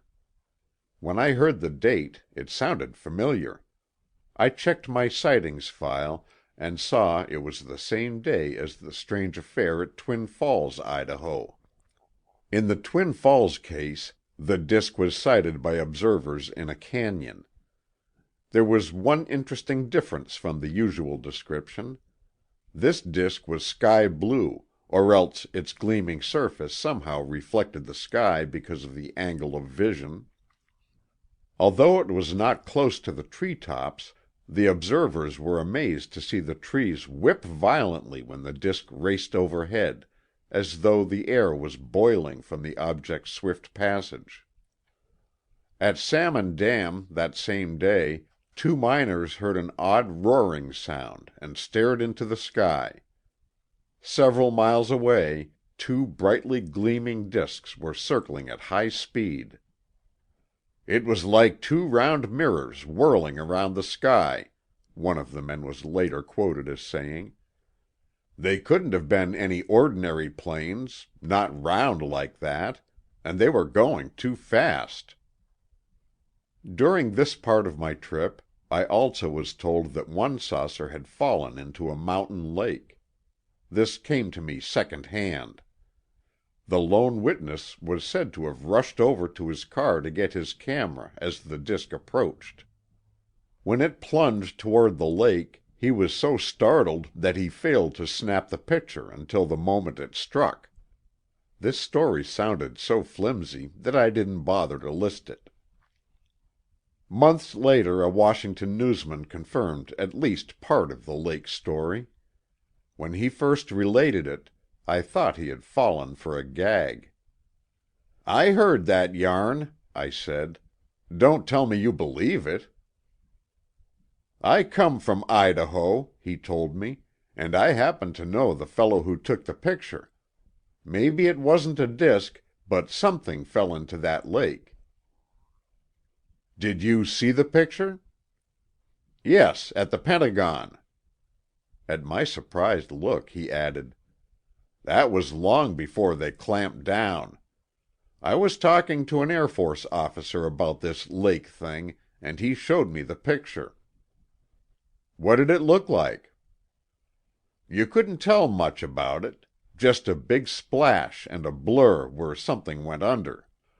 Maybe a magnifying glass would bring it out, but I didn't get a chance to try it." It was early in 1950 when he told me this. I asked at the Pentagon if this picture was in the right field files, and if so, whether I could see it. My inquiries drew blank looks. No one remembered such a photograph. And even if it were in the Project Saucer files, I couldn't see it. This was more than 2 months after Project Saucer had been officially closed and its secrets presumably all revealed. The rest of my interviews during this 1949 trip helped to round out my picture of Project Saucer operations. Some witnesses seemed afraid to talk. A few flatly refused. I found no proof of official pressure, but I frequently had the feeling that strong hints had been dropped. Though 1 or 2 witnesses showed resentment at investigators' methods, most of them seemed more annoyed at the loss of time involved. One man had been checked first by the police, then by the sheriff's office. An Air Force team had spent hours questioning him, returning the next day, and finally the FBI had made a character check. What he told me about the Air Force interrogation confirmed one of Art Green's statements. "One intelligence captain tried to tell me I'd seen a weather balloon.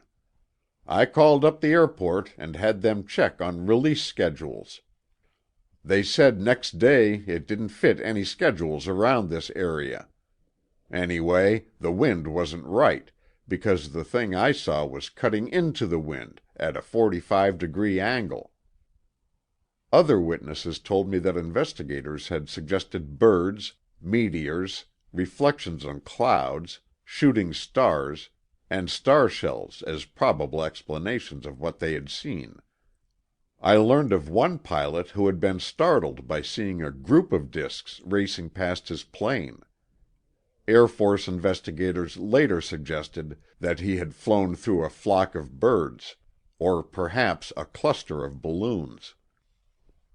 On the flight back to Washington, I reread all the information the Air Force had released on Project Saucer. Suddenly a familiar phrase caught my eye. I read over the paragraph again. Preliminary study of the more than 240 domestic and 30 foreign incidents by astrophysicist Hynek indicates that an overall total of about 30% can probably be explained away as astronomical phenomena. Explained away. I went through the report line by line. On page 17 I found this: available preliminary reports now indicate that a great number of sightings can be explained away as ordinary occurrences which have been misrepresented as a result of human errors. On page 22 I ran on to another use of the phrase. The obvious explanation for most of the spherical-shaped objects reported, as already mentioned, is that they are meteorological or similar type balloons. This, however, does not explain reports that they travel at high speed or maneuver rapidly. But saucer men point out that the movements could be explained away as an optical illusion or actual acceleration of the balloon caused by a gas leak and later exaggerated by observers. There are scores of possible explanations for the scores of different type sightings reported. Explained away.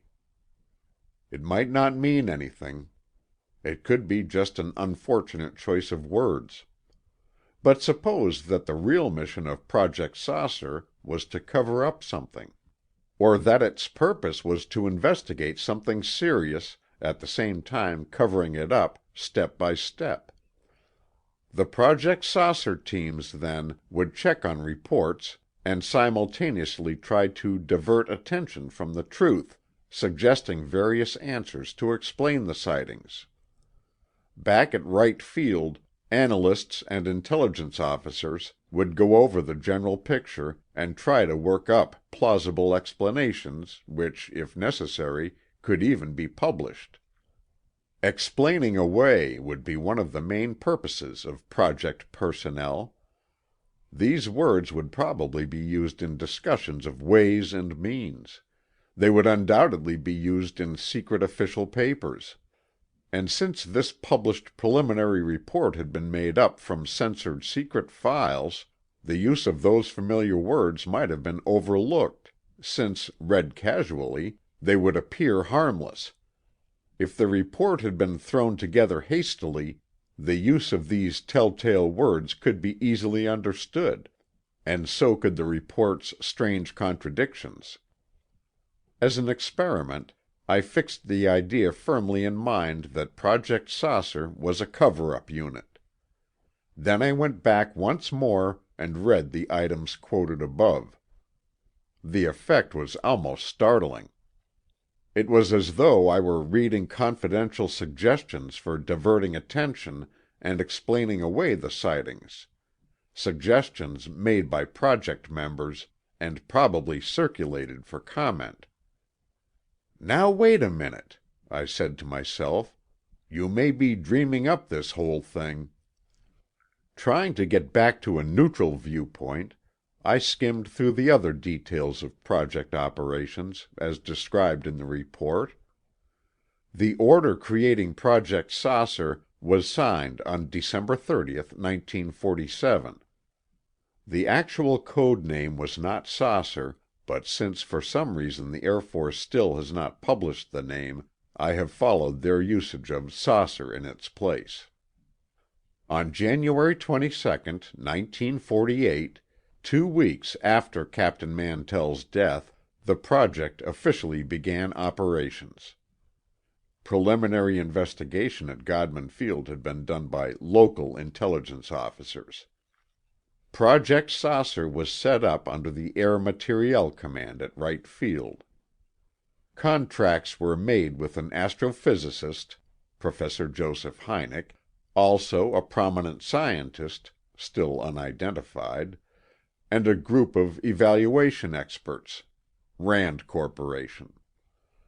Arrangements were made for services by the Air Weather Service, Andrews Field, the U.S. Weather Bureau, the Electronics Laboratory, Cambridge Field Station, the AMC Aeromedical Laboratory, the Army and Navy Departments, the FBI, the Department of Commerce, Civil Aeronautics Administration, and various other government and private agencies. In addition, the services of rocket experts, guided missile authorities, space travel planners, and others in the defense services or assigned to them were made available as desired. Under the heading, "How Incidents Are Investigated," the Project Saucer report says, "But the hoaxes and crank letters in reality play a small part in Project Saucer. Actually, it is a serious scientific business of constant investigation, analysis, and evaluation which thus far has yielded evidence pointing to the conclusion that much of the saucer scare is no scare at all, but can be attributed to astronomical phenomena, to conventional aerial objects, to hallucinations and to mass psychology. But the mere existence of some yet unidentified flying objects necessitates a constant vigilance on the part of Project Saucer personnel and the civilian population. Investigation is greatly stepped up when observers report incidents as soon as possible to the nearest military installation or to Headquarters AMC direct. A standard questionnaire is filled out under the guidance of interrogators. In each case, time, location, size and shape of object, approximate altitude, speed, maneuvers, color, length of time in sight, sound, etc. are carefully noted.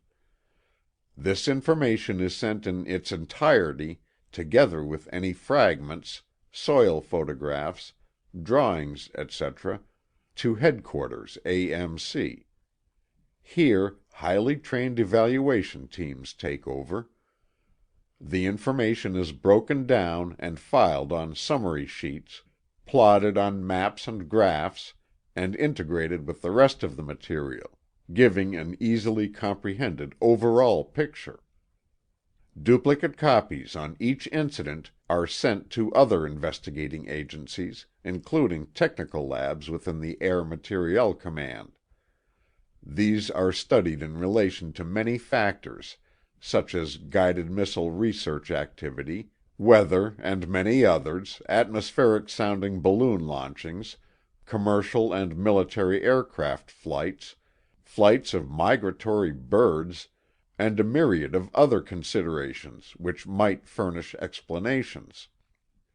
Generally, the flying objects are divided into 4 groups: flying disks, torpedo or cigar-shaped bodies with no wings or fins visible in flight, spherical or balloon-shaped objects, and balls of light.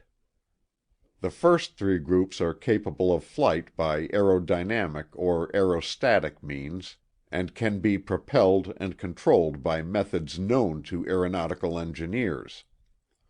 As for the lights, their actions, unless they were suspended from a higher object, or were the product of hallucination, remain unexplained. Eventually, reports are sent back to Project Saucer Headquarters, often marking incidents closed. The project, however, is a young one. Much of its investigation is still underway.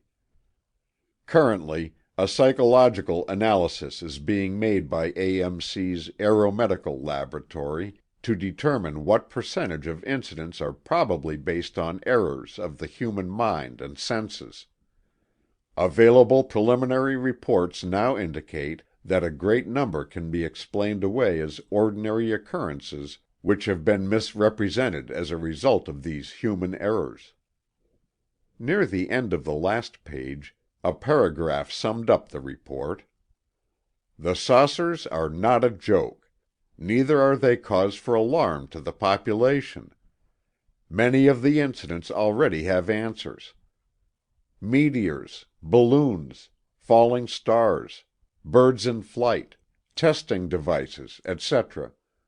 Some of them still end in question marks. From what I had learned on this trip, I strongly doubted the answer suggested. All but the testing devices. What did they mean by that? It could be a hint at guided missiles. They had already mentioned guided missile research activity in another spot. But if that was what lay behind this elaborate project, they would hardly be hinting at it. If the answer was space travel, then such hints made sense. They would be part of the cover-up plan. Everyone, including the Soviet Union, knew we were working on guided missiles. It would do no harm to use this as one of the myriad explanations for the flying saucers. I was still trying to figure it out when my plane let down for the landing at Washington. I had hoped by this time to know the truth about Project Saucer. Instead, it was a deeper mystery than ever. True, I had found out how they operated, outside of Wright Field. Some of the incidents had been enlightening. By now, I was certain that Project Saucer was trying hard to explain away the sightings and hide the real answer. End of Chapter 9. The Flying Saucers Are Real by Donald Keyhoe. Chapter 10. When I reached home, I found a brief letter from Ken Purdy.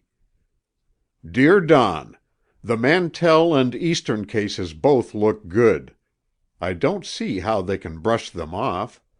It looks more like the interplanetary answer to me, but we won't decide on treatment until we're sure. I had suggested 2 or 3 angles if this proved the real answer. Who would be the best authority to check our disk operation theory and give us more details on directional control? I'd like to have it checked by 2 more engineers. Ken. Next day, I dug out my copy of Bowles' interview with D., the famous aircraft designer. Certainly the flying saucers are possible, the designer had told Bowles. Give me enough money and I'll build you one. It might have to be a model because the fuel would be a problem. If the saucers that have been seen came from other worlds, which isn't at all Buck Rogerish, they may be powered with atomic energy or by the energy that produces cosmic rays, which is many times more powerful, or by some other fuel or natural force that our research hasn't yet discovered. But the circular airfoil is quite feasible. It wouldn't have the stability of the conventional airplane, but it would have enormous maneuverability. It could rise vertically, hover, descend vertically, and fly at extremely high speed with the proper power. Don't take my word for it. Check with other engineers. Before looking up a private engineer I had in mind, I went to the National Advisory Committee for Aeronautics. The NACA, the predecessor of NASA, JBH, is America's most authoritative source of aerodynamic knowledge. I knew they had already tried out disc-shaped airfoils, and I asked about this first. I found that 2 official NACA reports, Technical Note 539 and Report 431, discuss tests on circular and elliptical Clark Y airfoils. Both reports state that these designs were found practical. Later, I talked with one of the top engineers in the NACA. Without showing him D's sketch, I asked how a disc might operate.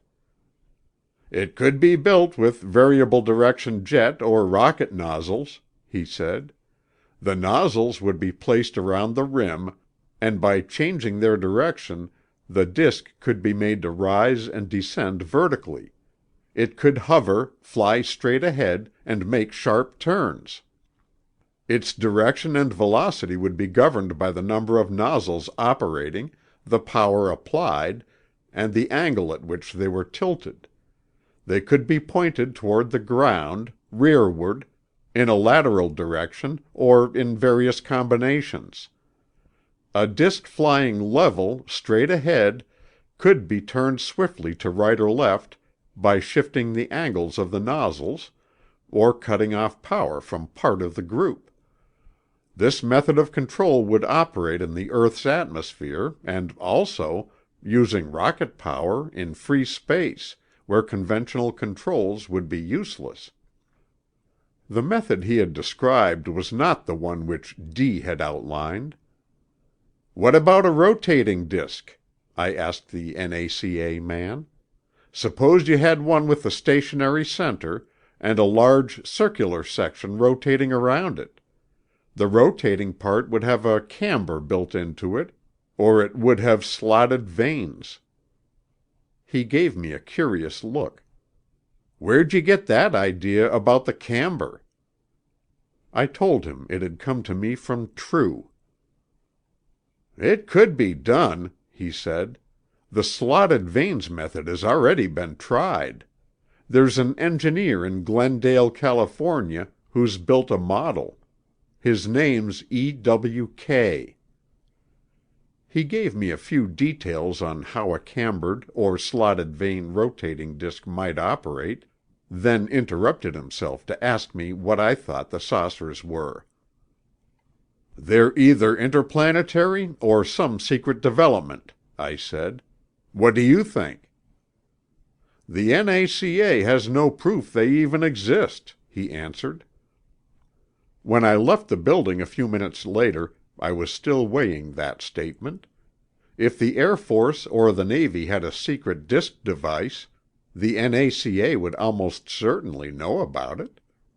The chances were that any disk-shaped missile or new type of circular aircraft would first have been tested in the NACA wind tunnels at Langley Field. If the saucers were interplanetary, the NACA, at least top officials, would probably have been in on any discussion of the disk's performance. Either way, the NACA's official attitude could be expected to match the Pentagon's. After lunch, I took a taxi to the office of the private engineer. Like D, he had asked that he not be quoted by name. The name I am using, Paul Riddell, will serve that purpose.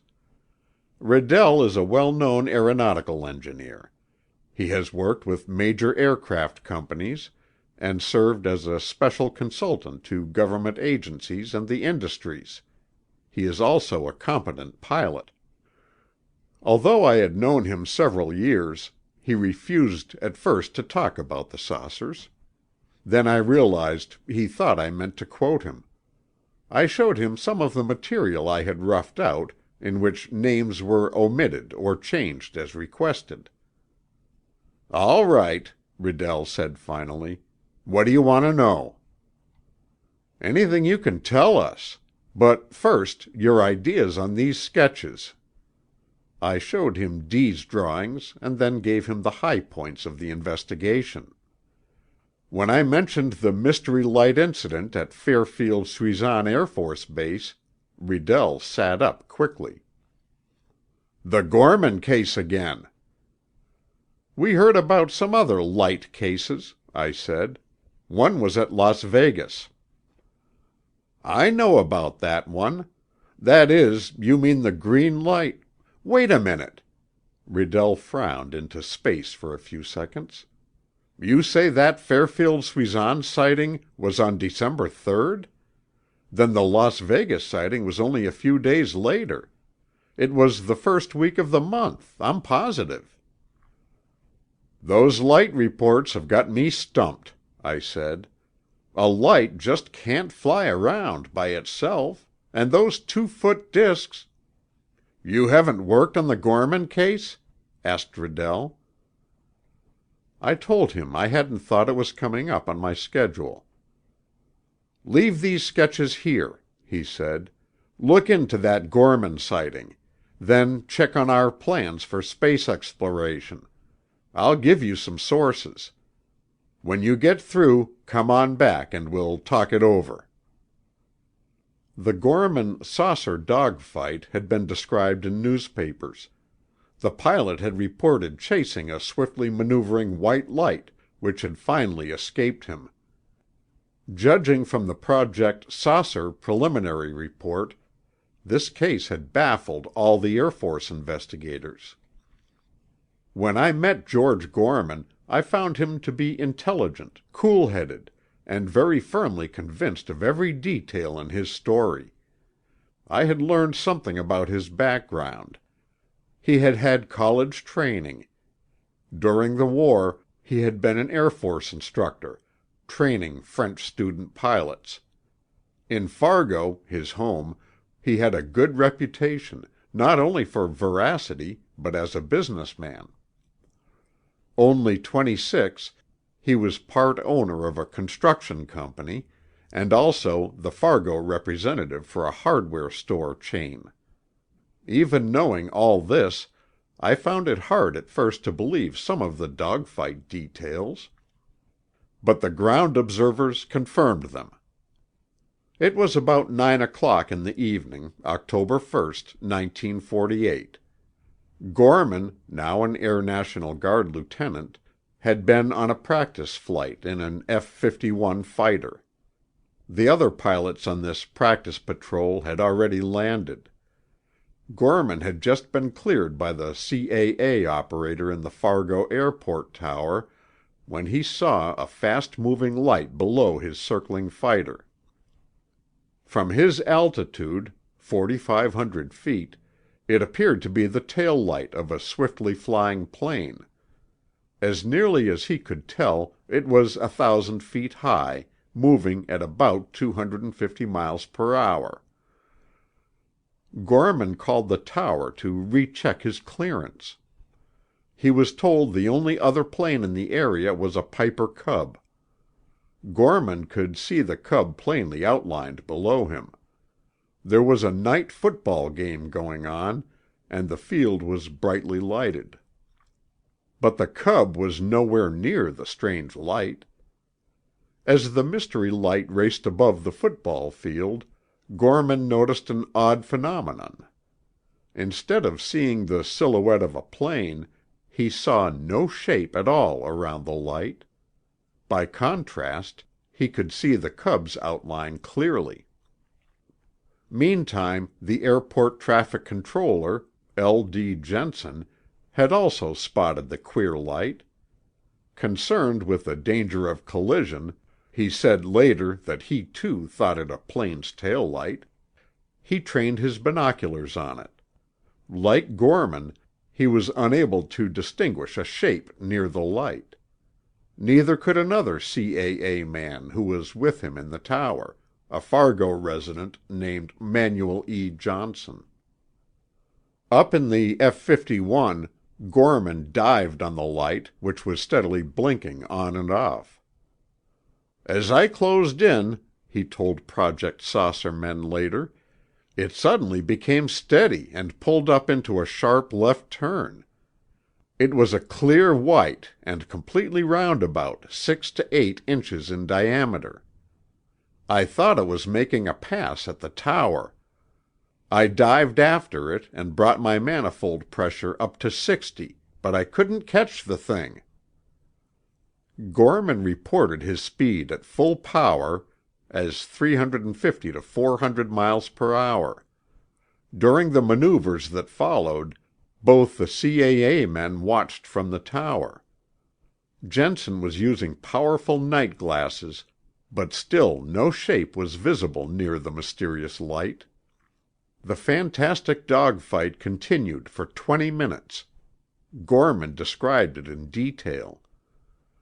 "When I attempted to turn with the light, I blacked out temporarily, owing to excessive speed.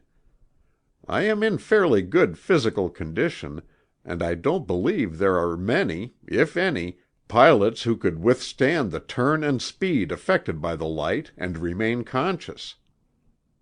During these sharp maneuvers, the light climbed quickly, then made another left bank. I put my 51 into a sharp turn and tried to cut it off," said Gorman. "By then we were at about 7,000 feet. Suddenly it made a sharp right turn and we headed straight at each other. Just when we were about to collide, I guess I lost my nerve. I went into a dive, and the light passed over my canopy at about 500 feet. Then it made a left circle about 1,000 feet above, and I gave chase again.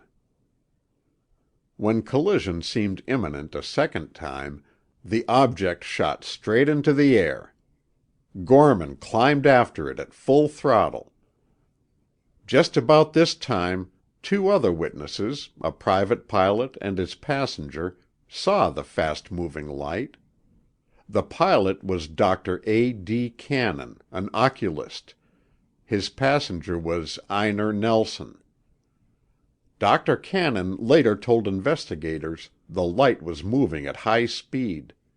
He thought it might be a Canadian jet fighter from over the border.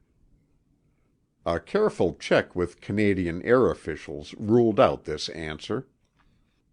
After landing at the airport, Dr. Cannon and Mr. Nelson again watched the light, saw it change direction, and disappear. Meanwhile, Gorman was making desperate efforts to catch the thing. He was now determined to ram it, since there seemed nothing solid behind it to cause a dangerous crash. If his fighter was disabled, or if it caught fire, he could bail out. But despite the F-51's fast climb, the light still outdistanced him. At 14,000 feet, Gorman's plane went into a power stall. He made one last try, climbing up to 17,000 feet. A few moments later, the light turned in a north-northwest direction and quickly disappeared. Throughout the dogfight, Gorman noticed no deviation on his instruments, according to the Project Saucer report. Gorman did not confirm or deny this when I talked with him, but he did agree with the rest of the project statement. He did not notice any sound, odor, or exhaust trail. Gorman's remarks about ramming the light reminded me of what Art Green had said. When I asked Gorman about the court-martial rumor, he gave me a searching glance. "Where did you hear that?" "Several places," I told him. "At Chicago, in Salt Lake City. In fact, we've been hearing it all over." "Well, there's nothing to it," Gorman declared. He changed the subject. Some time afterward, a Fargo pilot told me there had been trouble over the ramming story. "But it wasn't Gorman's fault. Somebody else released that report to the AP. The news story didn't actually say there was an Air Force order to ram it, but the idea got around, and we heard that Washington squawked. Gorman had a pretty rough time of it for a while. Some of the newspapers razzed his story. And the Project Saucer teams really worked on him. I guess they were trying to scare him into saying he was mistaken and it was a balloon." When I asked Gorman about this, he denied he'd had rough treatment by the project teams. "Sure, they asked about 1,000 questions, and I could tell they thought it might be a hoax at first. But that was before they quizzed the others who saw it." "Anybody suggest it was a balloon?" I said casually. "At first they were sure that's what it was," answered Gorman. "You see, there was a weather balloon released here. You know the kind, it has a lighted candle on it. The project team said I'd chased after that candle, and just imagined the light's maneuvers, confused it with my own movement because of the dark." Gorman grinned. "They had it just about wrapped up until they talked to George Sanderson. He's the weather observer. He was tracking the balloon with a theodolite, and he showed them his records. The time and altitudes didn't fit, and the wind direction was wrong. The balloon was drifting in the opposite direction. Both the tower men backed him up. So that killed the weather balloon idea. The next step by Project Saucer investigators had been to look for some unidentified aircraft. This failed, too. Obviously, it was only routine. The outline of a conventional plane would certainly have been seen by Gorman and the men in the tower. An astronomical check by Professor Hynek ruled out stars, fireballs, and comets, a vain hope to begin with. The only other conventional answer, as the project report later stated, was hallucination. In view of all the testimony, hallucination had to be ruled out. Finally, the investigators admitted they had no solution. The first Project Saucer report, on April 27, 1949, left the Gorman mystery flight unidentified.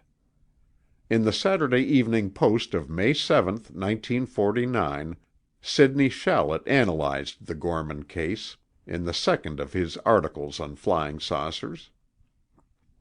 Shallett suggested this solution: that Gorman had chased one of the Navy's giant cosmic ray research balloons.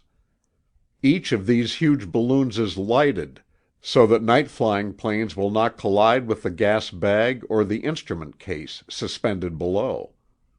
Shallett concluded that Gorman was suffering from a combination of vertigo and confusion with the light on the balloon. As already mentioned, these huge Navy balloons are filled with only a small amount of helium before their release at Minneapolis. They then rise swiftly to very high altitudes, unless a leak develops. In Shallett's words, "These balloons travel high and fast." Fargo is about 200 miles from Minneapolis. Normally, a cosmic ray research balloon would have reached a very high altitude by the time it had drifted this far. The only possible answer to its low altitude sighting would be a serious leak. If a leaking balloon had come down to 1,000 feet at Fargo, it would either have remained at that height or kept on descending. The mystery light was observed at this altitude moving at high speed. If a Cub's outline was visible against the lighted football field, the massive shape of even a partly deflated balloon would have stood out like an elephant. Even before release, the partially inflated gas bags are almost 100 feet tall.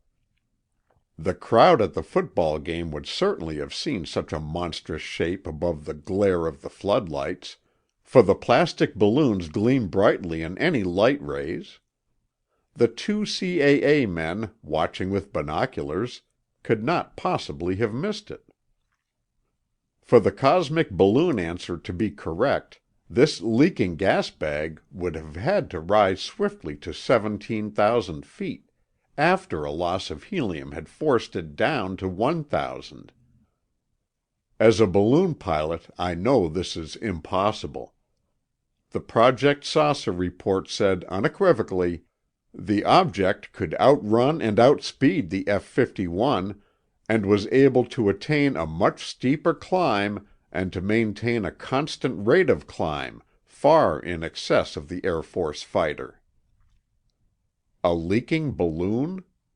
More and more I became convinced that Secretary Forrestal had persuaded some editors that it was their patriotic duty to conceal the answer, whatever it was.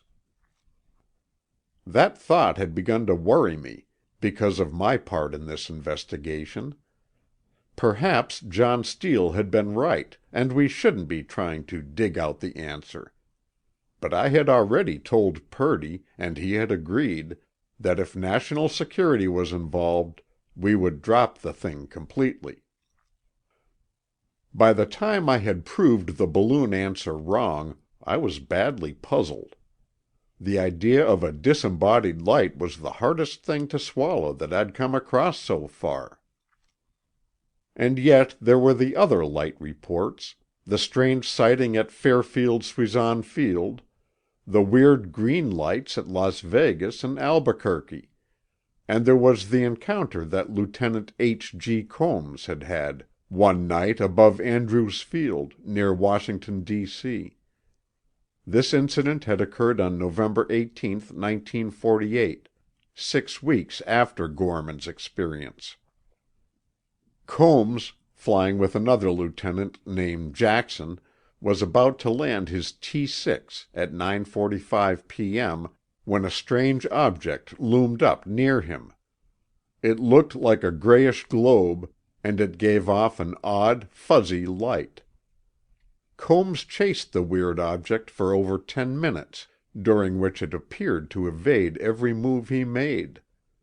Once its speed was nearly 600 miles an hour, as closely as he could estimate. In a final attempt to identify it, Combs zoomed the T-6 up at a steep angle and flashed his landing lights on it. Before he could get a good look, the globe light whirled off to the east and vanished. Since Combs's story had been in the newspapers, Project Saucer evidently had felt it wise to give some explanation. When I read it, in the preliminary report, I was amazed. Here was the concluding sentence: "The mystery was cleared up when the object was identified positively as a cluster of cosmic ray research balloons." Even one of the giant balloons would have been hard to take as the explanation. Combs was almost sure to have collided with it in his head-on passes. But an entire cluster? I tried to picture the T-6 zooming and twisting through the night sky, with several huge balloons in its path. It would be a miracle if Combs got through without hitting one of them, even if each balloon was lighted. But he had seen only one light. So had Lieutenant Jackson. That would mean all the rest of the balloons were unlighted, an unbelievable coincidence. It was not until months afterward that I found Project Saucer had withdrawn this solution. In its final report, this case, number 207, was listed in the unidentified group. How the balloon cluster explanation ever got into the first report is still a mystery. When I talked with Gorman, I told him I was baffled by the idea of a light maneuvering through the skies with no airfoil to support it. "I know," he said. "It got me, too, at first." "You mean you know the answer?" I demanded. "It's just my personal opinion," said Gorman, "but I'd rather not have it printed. You see, I got some ideas from all the questions those project teams asked me. If my hunch turns out to be right, I might be talking about an official secret." I tried to pry some hint out of him, but Gorman just smiled and shook his head. "I can tell you this much," he said, "because it's been mentioned in print. There was thought behind every move the light made. It wasn't any radar responder gadget making it veer away from my ship." "How do you know that?" "Because it reacted differently at different times. If it had been a mechanical control, it would have turned or climbed the same way each time I got near it. Instead, it was as if some intelligent mind was directing every turn like a game of chess, and always one move ahead of me. Maybe you can figure out the rest." That was all I could get out of him. It bothered me, because Combs's report indicated the same thing. I had a strong temptation to skip the space plans research and tell Riddell what Gorman had told me. But Riddell had an orderly mind, and he didn't like to be pushed. Reluctantly, I gave up the idea. I had a feeling Riddell knew the answer to the mystery lights, and it wasn't easy to put off the solution. The letter that came from Art Green while I was working on the space plans didn't make it easier. Dear Keyhoe, just heard about your Seattle visit. That Fairfield-Suisan thing is on the level. Several Air Force pilots have told me about it. When you get to Fargo, ask Gorman what they found when they checked his ship with a Geiger counter. If he says it was negative, then he must be under orders.